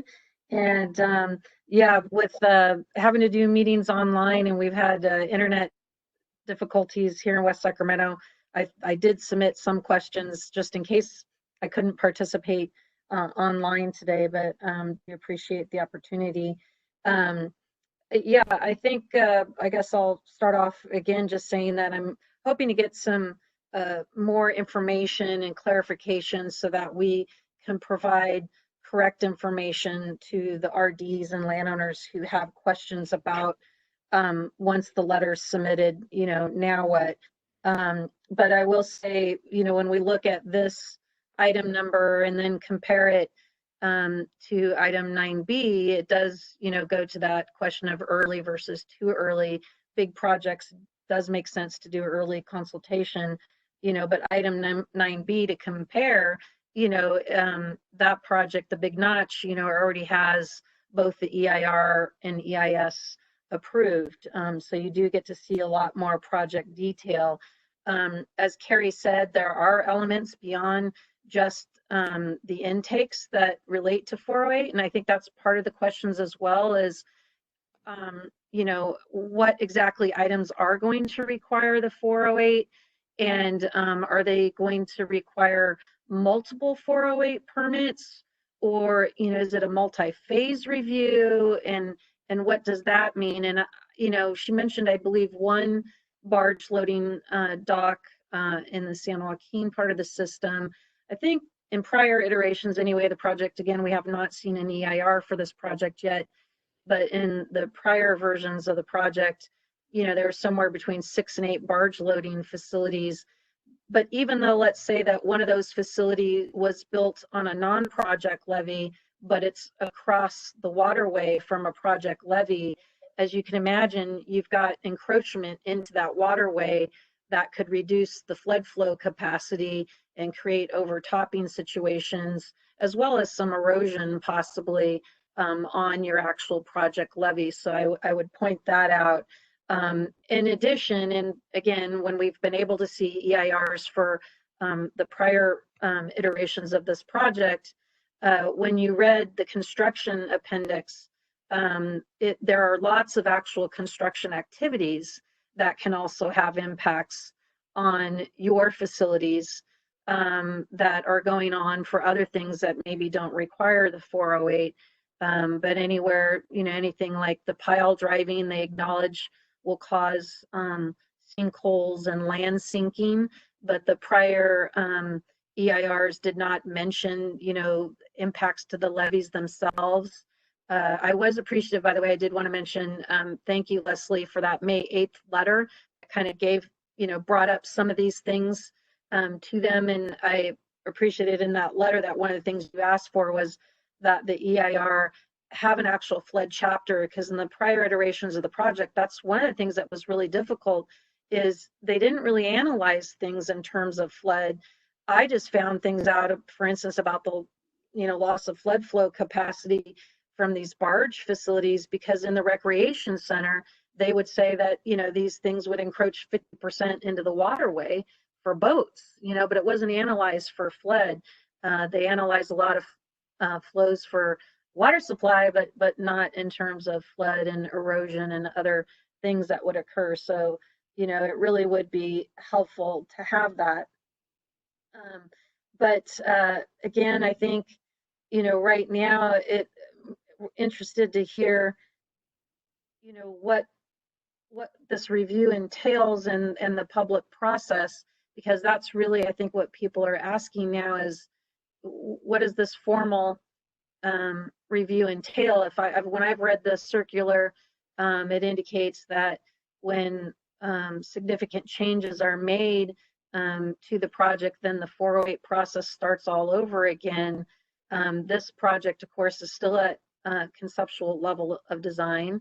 And at least in prior iterations of this project, we did see situations where, they did make some large or significant changes to the project that caused them to issue I can't remember the terminology, but I'll just say revised, supplemental, or whatever the terminology is, EIR, EIS.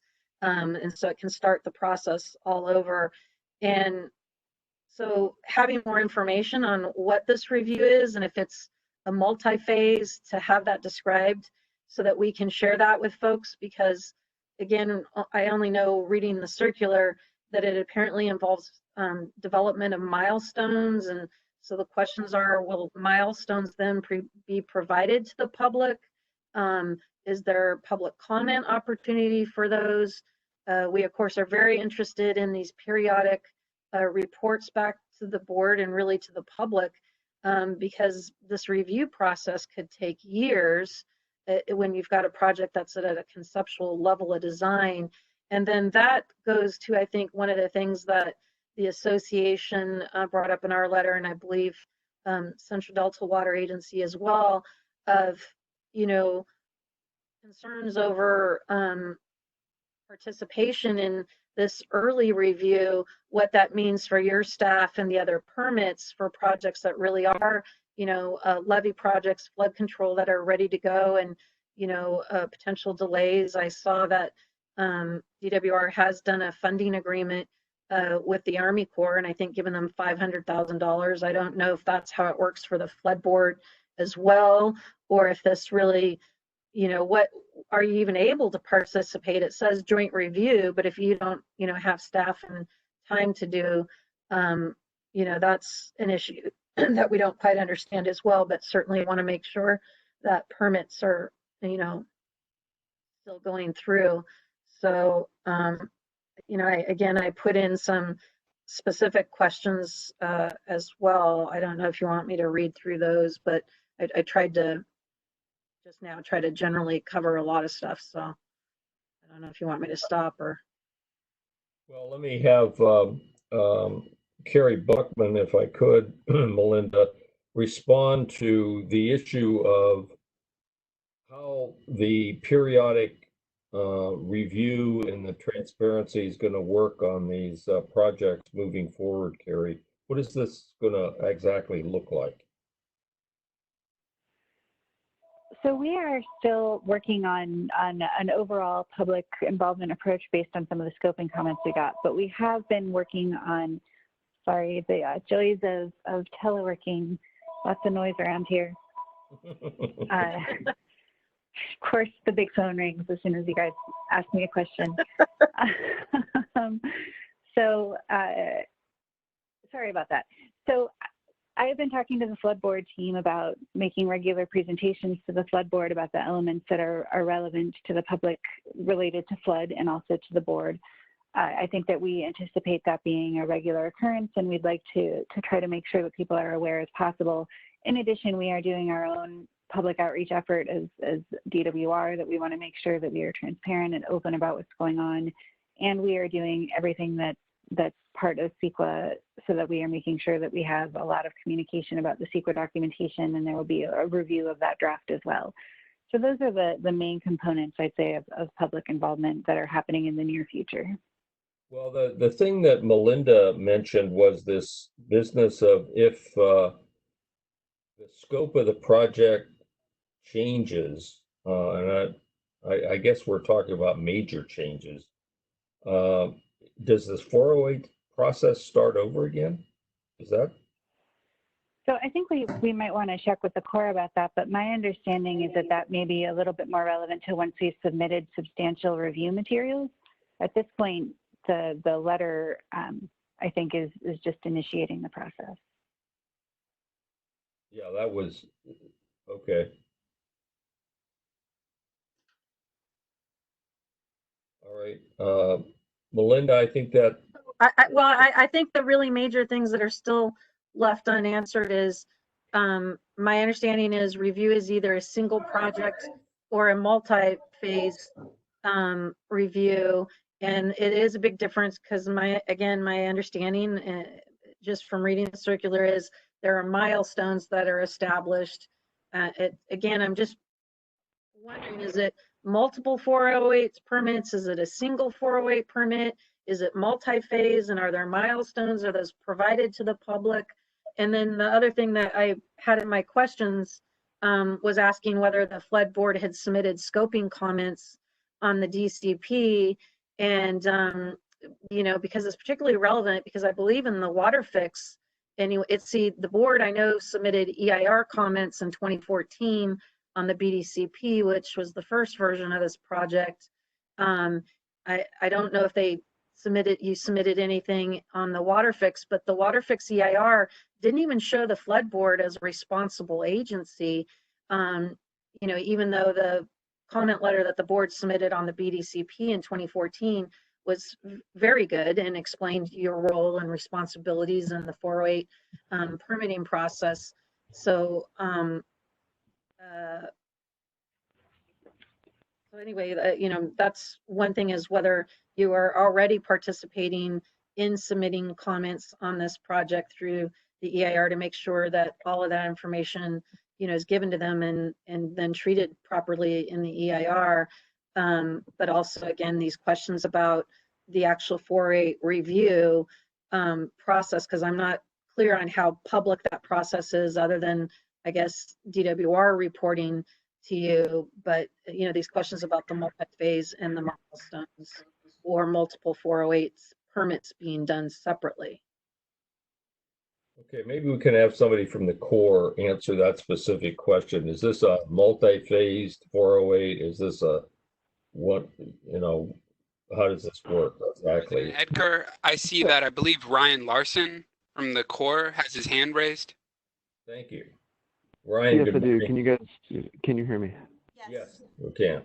Okay, thank you. President Edgar, members of the board, my name is Ryan Larson, Chief of the Levees and Channels Branch of the Corps of Engineers, and also the District Section 408 Coordinator. Just to answer the multi-phase question up front, it was simply, we don't know yet. We have to take a look at the package, at the information to start thinking through that process. And then I guess I would answer it also with a question back to the board is, well, how will the board be permitting these activities? Will this be multiple encroachment permits? You know, how does the board need to interact with us? How do we need to get information back to the board so the board can make encroachment permit decisions when they need to? And so that is always part of our process, is to work together, you know, Corps of Engineers staff with Central Valley Flood Protection Board staff, you know, to look at the proposed work and see, you know, what is the permitting strategy for the activities that need to take place. We have not yet done a multi-phase project in our district. The Yolo Bypass Cache Slough is the first one that we are talking about, that one being a multi-phase approach, but we have not done a specific multi-phase project yet. I don't see, you know, initially I don't see a reason why we would in this particular case, but it remains to be seen. We got to take a look at the work. We got to take a look at the board's permitting strategy, and how does that and how does the Corps of Engineers fit in with that. So it's not just the Corps of Engineers decision. It's a collaborative decision between staffs. I hear the comment about you know, it's not just the 3 intakes. It is crossings. It is barge loading locations. It is not just work on levees. It is work in the federally authorized channel as well. So we need to see where all those different locations are, and we need to get started. We need to get involved, and we need to be able to you know, to start having those conversations so we can lay out a permit strategy, and just echo the thought that early involvement is best for everybody, so that we can all be involved in the situation, and we can all have input throughout the process, so that we all can you know, we all can see what the end point is and get there together without iterations. Ryan, can I ask a question, please? Yes. You know, I understand what you said, and I agree with that philosophy, because it's much more efficient to get everybody involved out front. But is there a deliverable after, for example, we have a few months of collaboration and working on a strategy? Is there a document that's published that everybody looks at and approves or signs, or that answers the questions that you don't have answers to yet but have been asked about? Is there something that's published that does that? I would say that the most direct product would be our review plan for the work. that is not, it's not a couple months away. I mean, it's probably a longer term deliverable. But once we've had a chance to take a look at the work, and I would say it's a collaborative effort again, input from our sponsor, the requester, and the Corps of Engineers, and how are we going to review this project? Is it going to be a single phase? Is it going to be a multi-phase? Is it going to be something else?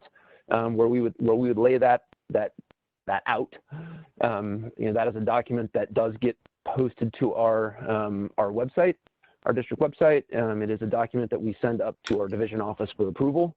But it is a mentioned in the 408 EC as a requirement for the program, and something that we would have to have for this project. Okay, with that deliverable, that document that's going up for approval, and did you say that goes to division or all the way to headquarters? To our division office. Division. Okay, that document that goes to division, would that be a point that you would come before the board and say, okay, this is our agreed upon strategy that we're presenting to the division? Are there any final comments or whatever? I think that's what we're probably looking at. We have not done that in the past, but I don't see a problem with doing that. I don't see why we couldn't do that. But as a collaborative work product of of this process. Yeah, that would be kind of my sense. It would answer a lot of questions that are being asked at this point that we don't have answers to. We're just starting. Sure. We're just starting. And also just wanted to say that's a living document that that changes over time as the project changes, and as if we learn new information, that could impact the way the project gets reviewed. We'd have to go back and update that. As there are significant changes, we can bring that back with updates to the board. Yeah, I think that would satisfy a lot of the concerns that they're being asked. Now, before, does division have to approve any alteration to that work plan product or whatever it is? That would have to be on a case-by-case basis. We'd have to determine that something is substantive enough to take it back there. Okay. Well, thank you. I think that's helpful. And I think the more, as Carrie said, they intend to come before the board periodically and kind of give us an update. And one of the key milestones would be this document that would have to be approved by division. That would be great, I think. Would set at least a plan to move forward, given the fact that it may change from time to time. Thank you, Ryan. Any other questions from the public at this point? President Edgar, I see that Kelly Tabor has asked, how would the board staff time associated with the early review be funded? I have no idea. Leslie? Mr. President, historically, our staff, as you know, has been funded 100% by the general fund and for all of our activities. More recently, as of July 2019, the board did start collecting fees for processing permits, such as 408 permits. And whatever fee is published currently, I don't have that off the top of my head. That would be the fee associated with reviewing this permit. And who would pay for that? DWR? The applicant is typically the one who pays. In this case, it'd be the department? That's my understanding. Okay. Okay. What else, Ryan? I received an email this morning from Mark Goebel, who wanted his public comment read into the record.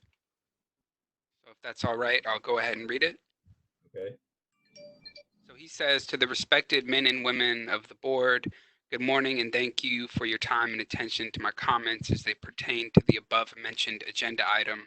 I do wish to mention that the current pandemic situation that all Californians have been affected by remains as an objection I have toward any furtherance of the Metropolitan Water District of Southern California and their pals, in quotation marks, at the Department of Water Resources, quote, obsession project, unquote, now known as the Delta Conveyance Project.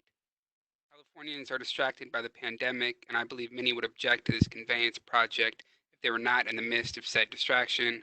I do not agree this project is necessary for the future of California in any way, claiming it to be some sort of priority project, a necessity for the future of California, as reason to further Metropolitan's bizarre obsession with the variance of a project California voters resoundingly defeated in 1982 is succumbing to the strong arm tactics of a water agency with too much power and offensive to me.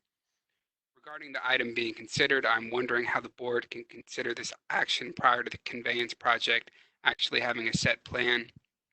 To date, there are two different routes for the proposed tunnel, each of which will have risk to current flood protection assets that should be analyzed prior to offering a statement of no objection. It would also seem this board would be focusing concerns toward the predicted sea level rise and mitigating the flood risk this would entail. The Delta Conveyance Project is little to help this mitigation, and the effects of its construction could be disastrous if sea levels were to rise during the actual building of the project. There are other ideas that have been suggested in lieu of the project in recent workshops held by the DWR that have not been addressed by the DWR, such as my idea of a pipeline instead of a tunnel, yet this tunnel is the only idea being pursued. It is my sincere hope that each board member carefully consider the consequences in going forward with approval of the statement of no objection, the timing of the statement, and the motivations of the requesting individuals. It is my request this board insist upon a full explanation of the details of the proposed project prior to committing to no objection. Thank you again for your time. Sincerely, Mark Goebel. Okay, that essentially encapsulates the policy issue before the board, and that is whether we need to involve the Corps early on, which I think is appropriate with, the lack of specificity we have at this point, but periodically coming back to the board with periodic updates and reports. And I think my colloquy with Ryan Larson, in which he essentially had no problem with bringing the strategy work plan product back to the board once we arrive at one, would do a lot in terms of at least acquainting some of the folks with the details of the project. But anyway, this has to do with getting the Corps involved early on, lack of specificity granted, but periodic reports back at appropriate times, or waiting until the project is well defined and then submitting to the Corps, which is God made little green apples, I know would require the department to go back and do a lot of work, which would be duplicative and inefficient and a waste of money. So, that's the issue before the board, I think at this point. But anyway, any other comments? There is one more from OSHA Reserve, and it's in the chat, which is everyone should be able to access, but I'll just read it. It's just fairly short.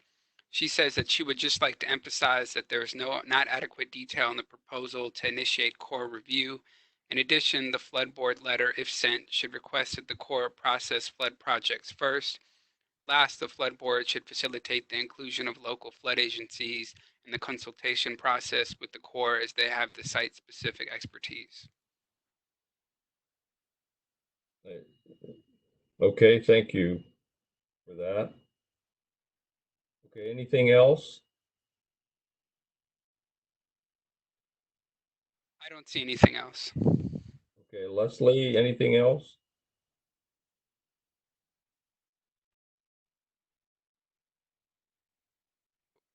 Leslie, I think you're on mute. I'm unmuted. Can you hear me? Yes, now. Okay, thank you. Just to reiterate to the board that the staff that you have here are very experienced in handling large projects, and we've done several over the last few years. I really have no issues with thinking that we couldn't handle a project of this size to work alongside the Corps. We don't have much of an ability to direct the Corps and how they handle their own review. However, typically how we handle reviews are first in, first initiated, first served. That's typically how we do that. I believe Gary Lemon's on the line. He has lots of experience in that. So we have no reason to believe that other projects would not continue as normal, even while processing this permit. Okay, I'll bring it back to the board if there's no one else from the public who wants to deal with this.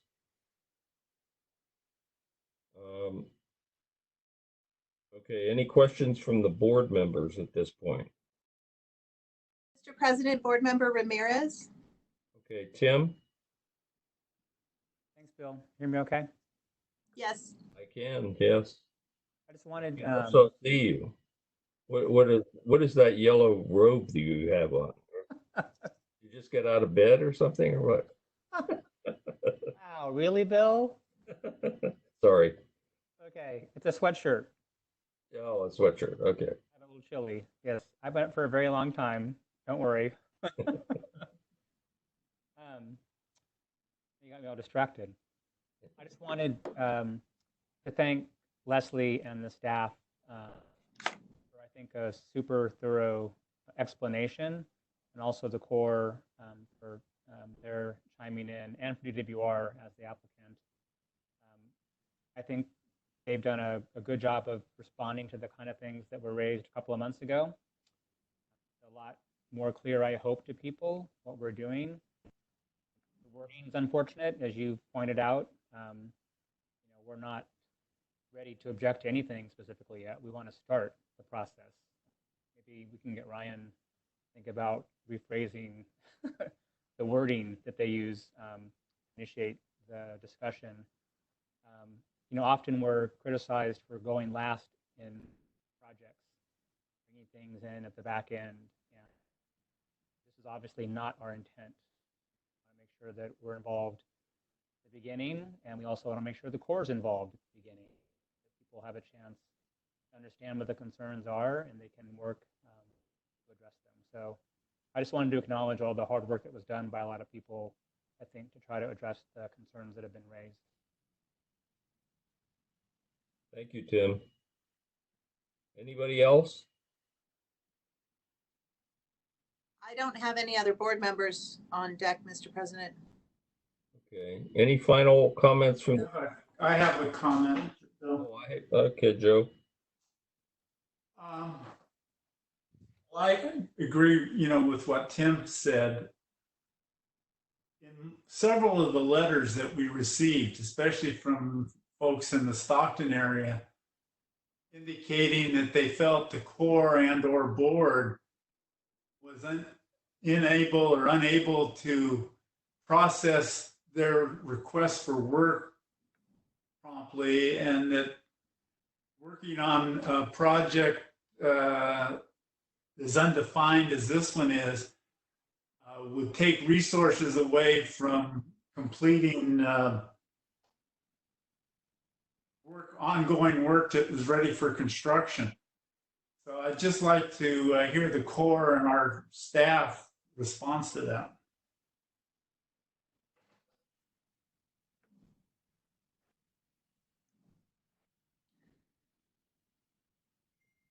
Well, if I could just reiterate, Board Member Countryman, that the board staff, we feel we are adequately staffed. We are processing, even during our stay-at-home order, permits in much the same fashion as we did before. We typically have 100 or plus permits at any given time.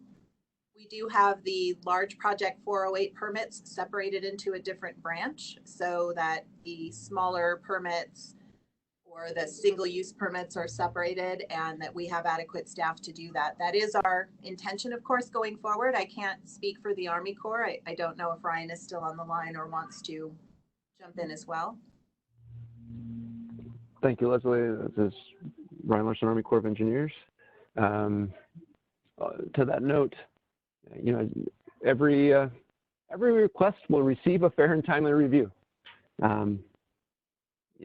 We do work with the board on prioritizing things, but we're gonna we process everything with fair and timely review.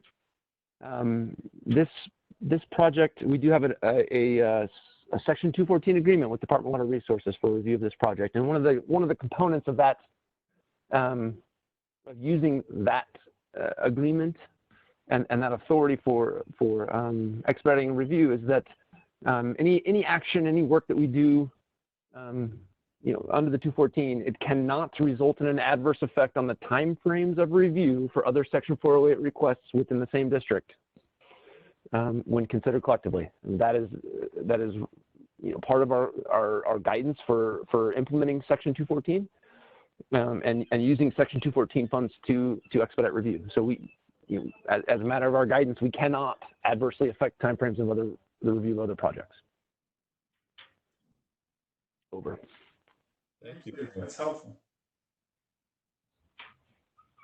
Joe, I didn't hear you. He just said that was helpful, Mr. Oh, yeah, okay. It's helpful, yeah. Yeah, it is. Yeah. Thank you. Any other board comments? Yeah, Mr. President, this is Brian. Yes.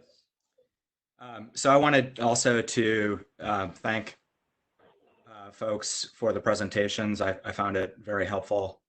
And wanted to thank you, Mr. President, for leading us through some of the question and answer in your colloquy on process. And so just wanted to say a little bit about, how I'm thinking about this and how I would be thinking about similar issues going forward as the new guy on the board.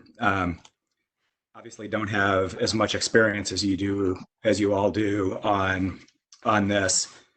But I have learned sometimes the hard way, through my career on other types of, construction or permitting projects, that earlier review tends to be better. And that, there are a lot of people who have gotten themselves in trouble by getting pretty far down the train track with a design or a concept, taking only into consideration some of the design constraints or legal constraints that they'll be faced with later on, and then come, into a wreck at the end if something hasn't been considered, and even when it's not, quite that bad. My experience has been that people tend to get better designs and make better choices if they have the all of the constraints in front of them along the way. And so absent a good reason not to have earlier and concurrent review, that'd be my preference sort of as a general matter. And if there are, folks here, any of you who, see a good reason on this one, I'd be interested in hearing it. I haven't, but again, as a new person, I want to be a little bit humble about it.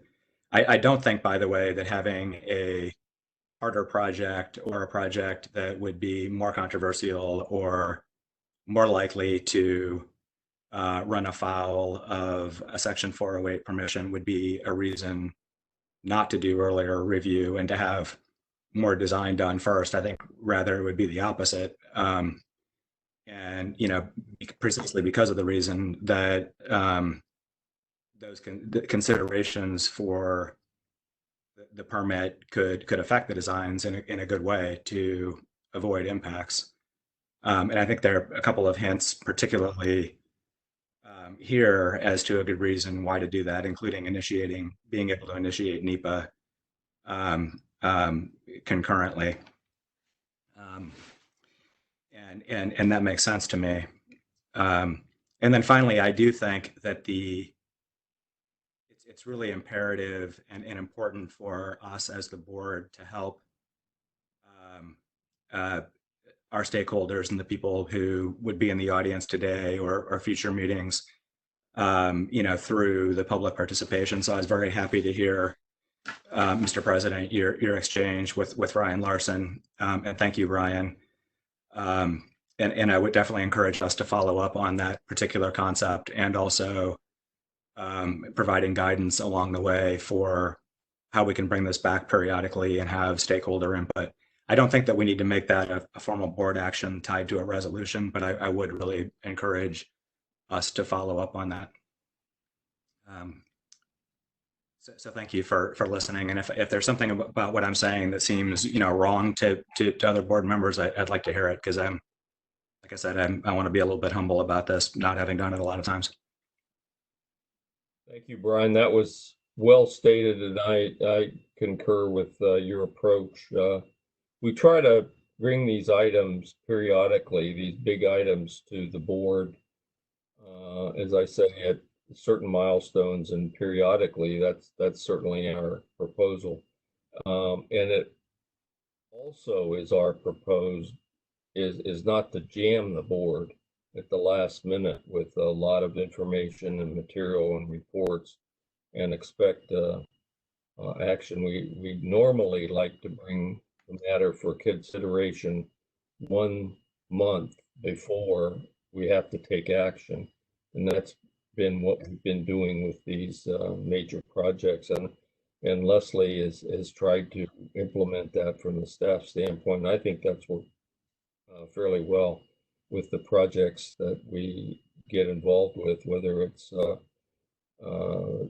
Three Rivers project, or Sabufka, or Sajafka, or Safeka. We're always encouraging informational reports on progress on construction, where we are in planning. So I think those comments are exactly where the board is going and where it should be going, from at least my experience. Thank you very much, Brian, for those comments.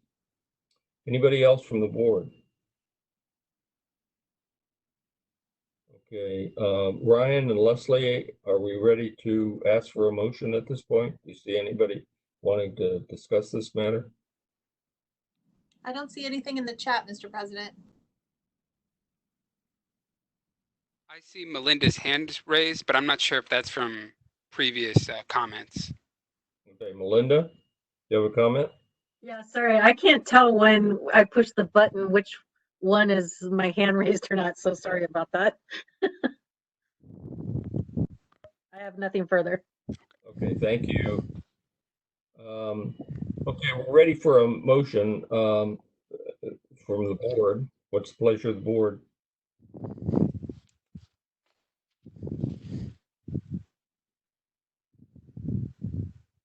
Bill, I'll move to approve the staff recommendation. Okay, it's been moved by Ramirez. Do we have a second? I'll second. It's Mike. Thank you, Mike. Moved by Ramirez, seconded by Valines, to approve the staff recommendation and delegate to the executive officer to sign and send a letter to the Corps.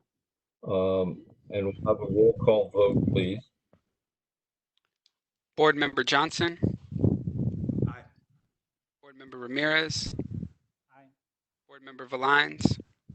Aye. Board Member Countryman? Aye. Vice President Dolan?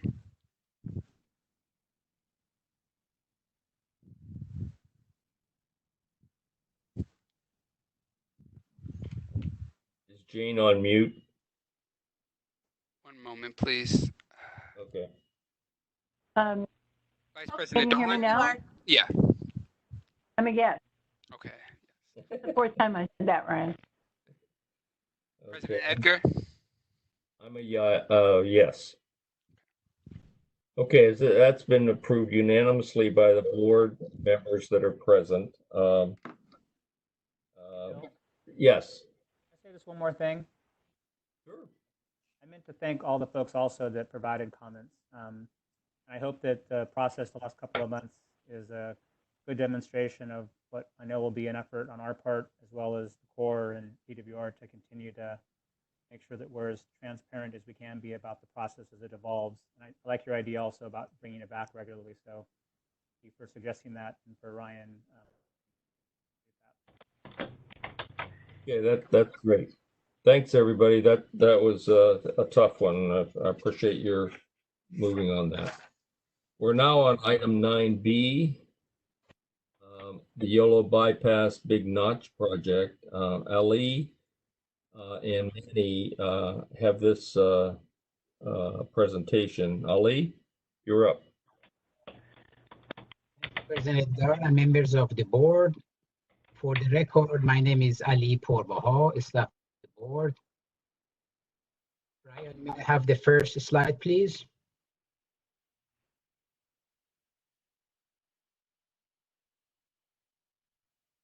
I'm here with Manny Bahia, the senior engineer with Department of Water Resources, to request board approval to send the no objection letter to the U.S. Army Corps of Engineers for the Yolo Bypass Salmonoid Habitat Restoration and Fish Passage Project, or another name is Big Notch Project.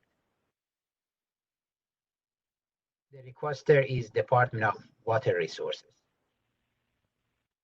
May I have the next slide, please?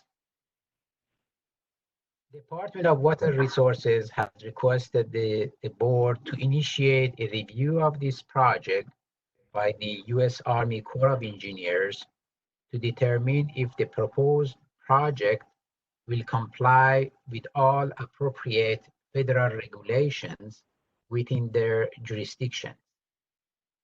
As a result, we are here to request the board to consider approval of a letter to the U.S. Army Corps of Engineers pursuant to Federal Title 33, United States Code, Section 408, requesting initiation of a joint review of possible alterations to the state plan of flood control due to Yolo Bypass Salmonoid Habitat Restoration and Fish Passage or Big Notch Project in cooperation with Department of Water Resources and other federal agencies.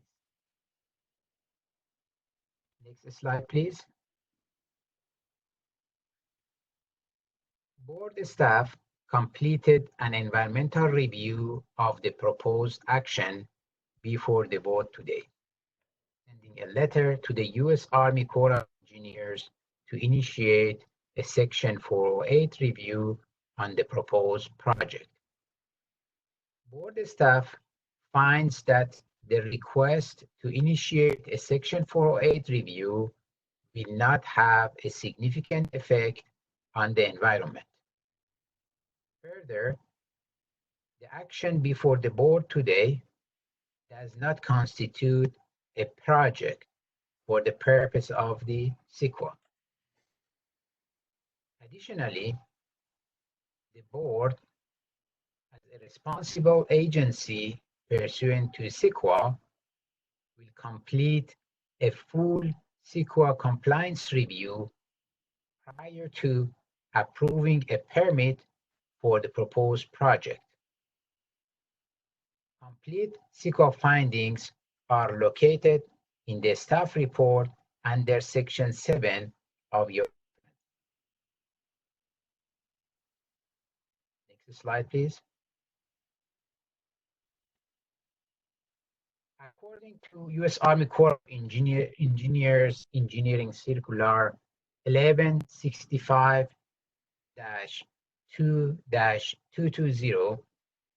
the purpose of the statement of no objection is to document that the non-federal sponsor is aware of the scope of the Section 408 request and does not object to the request being submitted to the Corps to initiate the evaluation of the request.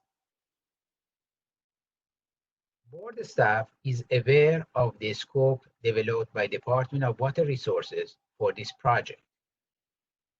In its current iteration, the project proposes to alter the federal state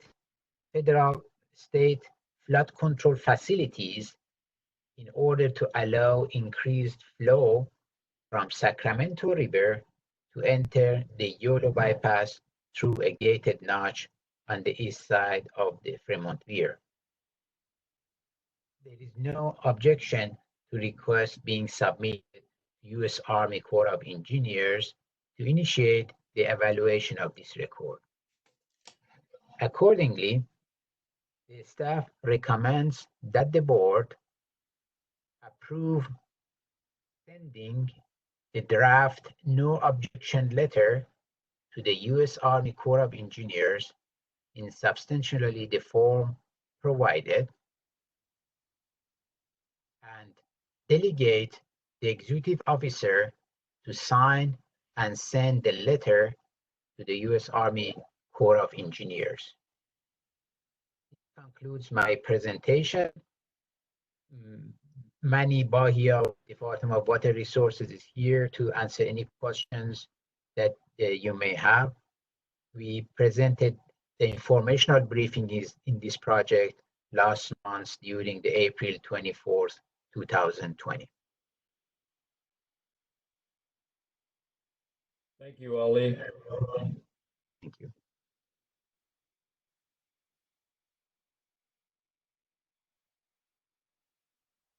Manny? There is no formal representation by Manny, but if there's any question, the requester is here to answer any questions that the board may have. Okay. Okay, board members, I would just say that obviously this is much more, it has proceeded much more along than the other project that we just discussed. And it has been done through a lot of effort by Chris Janelle, who has essentially pulled all the parties together to do what we're trying to do in Project 9A. And this obviously has a lot more specificity in it at this point. But in any event, do we have any board questions on the project itself? You should be familiar with this. This is Jane. Am I off mute? Yes, we can hear you, Jane. Okay. I would observe that there's not a lot of comments on this because there has been board involvement and information for quite a while, including many presentations and on-site visits, either as committee members or at one point, you know, all of us, plus people and their dogs. So it's a project that's been going on for quite a while. So I think that it's clearly time to move this to 408. Okay. Thanks, Jane. Anybody else? Okay, do we have any members of the public, Ryan? I see that Melinda Terry's hand went up. Okay, Melinda? Hi, yep, Melinda Terry, Central Valley Flood Control Association. And yes, particularly big projects making such a big change to one of the state plan of flood control facilities. Early consultation, you know, does make sense. And again, as the chair mentioned, you know, there's a big difference between the amount of detail that we have on this because they're actually approved EIR and EIS on these. The association did submit comments on the EIR, does have obviously a lot of things that it wants to make sure that get addressed as you and the Corps move through your permitting process. So we'll have lots to say. I do have two questions. I am curious about, is this project at what level of design is it at? Is it at 60%? Is it below?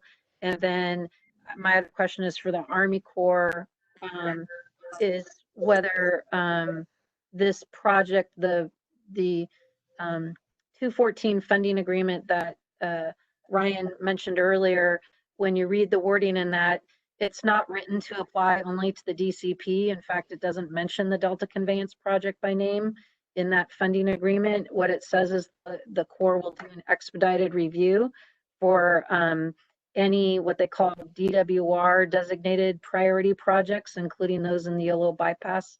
So I'm just wondering if this is one of the projects that will also be receiving expedited review at the core through that funding agreement. Thank you. Regarding the first question, the board staff understanding in talking to the requester is that the design for the Big Notch project is approximately about 30% design. But I would like to invite Manny Bahia to make comment on that. Hello, President Edgar and board members. For the record, this is Manny Bahia with the Department of Water Resources. Ali summarized it well. We're at 35% design as of yesterday. Okay, could we have a response for the core? Is this a core a project that's going to be funded under the expedited review process? President Edgar, members of the board. Okay, go ahead, Kevin. Oh, okay. This is Kevin Lee from the Army Corps of Engineers. Yes, this has been designated a priority project. However, it's under a different WRDA 214 agreement with DWR. Okay, thank you. All right, any other questions, either Leslie or Ryan? I don't have anything else from the board. I see nothing either, President. Okay. All right, we're ready for, bring it back to the board. We're ready for action from the board. Do I have a motion? I move to adopt the staff recommendations. Thank you, Joe. Is that Brian? Yes. Yeah, thank you. Moved by Countryman, seconded by member Brian Johnson. Do we have a roll call, please? Board Member Johnson. Aye. Board Member Ramirez. Aye. Board Member Valines. Aye. Board Member Countryman. Aye. Vice President Dolan. Aye. President Edgar. Aye. Motion passes unanimously with a roll call vote. Thank you, members. We're on item 10 now, which are executive officers' reports, and you have these reports in your packet for today's meetings. The update on the board administration, update on activities of the operations branch, plan implementation and compliance branch, and the environmental services and land management branch. Leslie, are there any additions that you want to make to your? Our website. Not at this time, Mr. President, but we're certainly here for questions. Okay. Do members have questions on item 10, the executive officer's report? I have a comment. I don't have a question. Okay. Part of the report, there was inclusion of the risk analysis presented at the coordinating committee.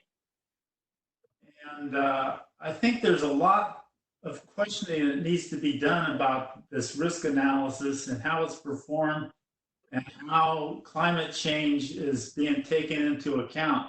We may need a separate workshop on it or whatever. Now's not the time to go into it, but it was included in the executive officer's report, and there's a lot of questions I have about that. I would like to air out at some point. Yes, did you actually attend the coordinating committee when we had that presentation? No, Bill, I wasn't able to. Okay. I asked the staff to summarize that. Mary is the staff person. I asked her to I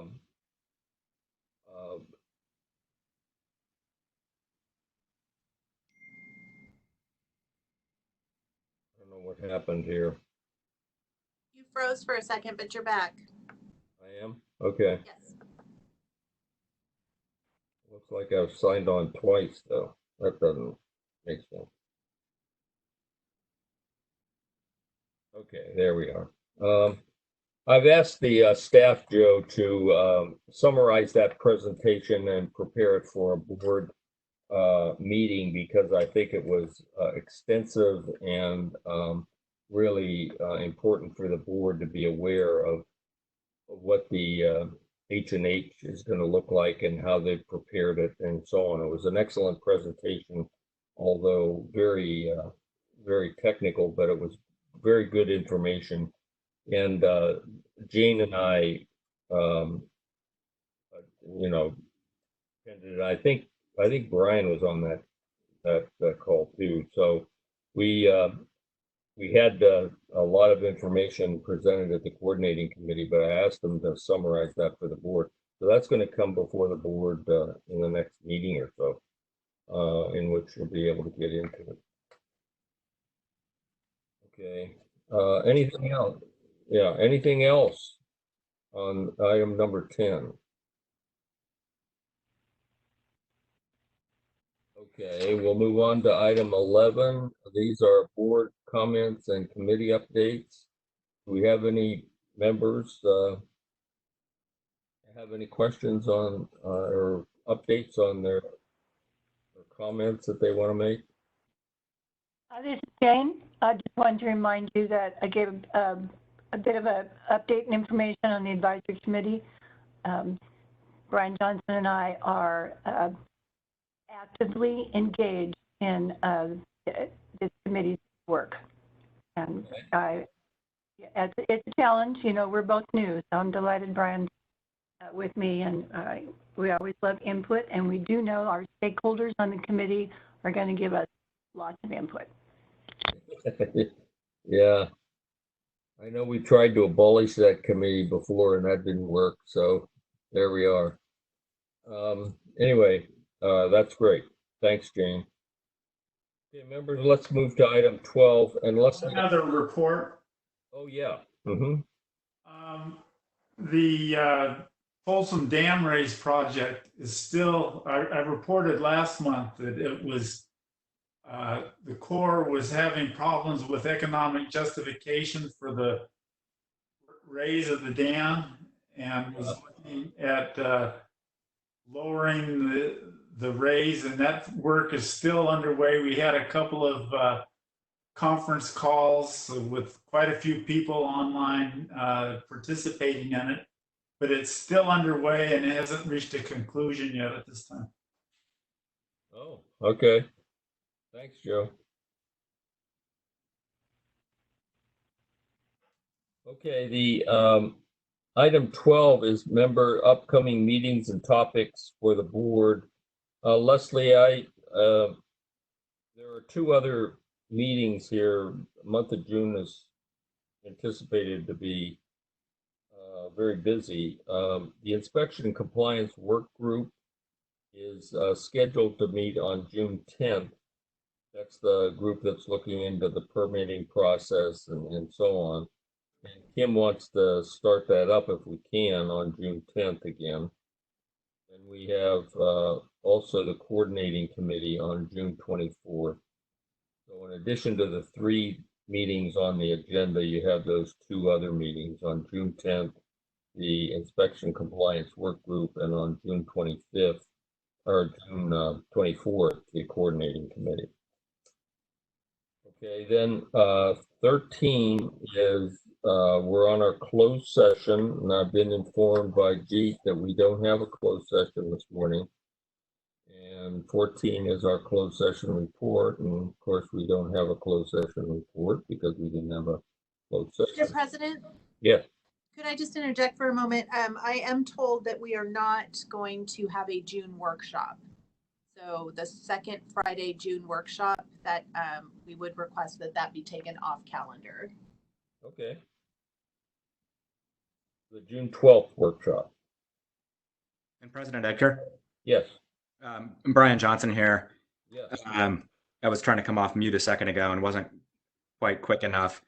I just wanted to let folks know, I think some of you do already, but maybe not everybody, that I have a conflict for the June 26th board meeting that predates my appointment to the board.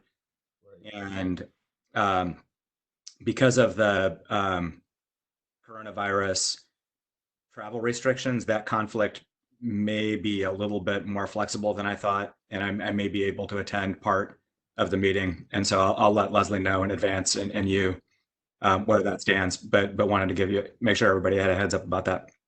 Thank you very much. Yeah. Okay, we're on closed session. We've been advised that no closed session report. Members, we're on item 15, which is adjournment. And without objection, this meeting is adjourned. Thank you.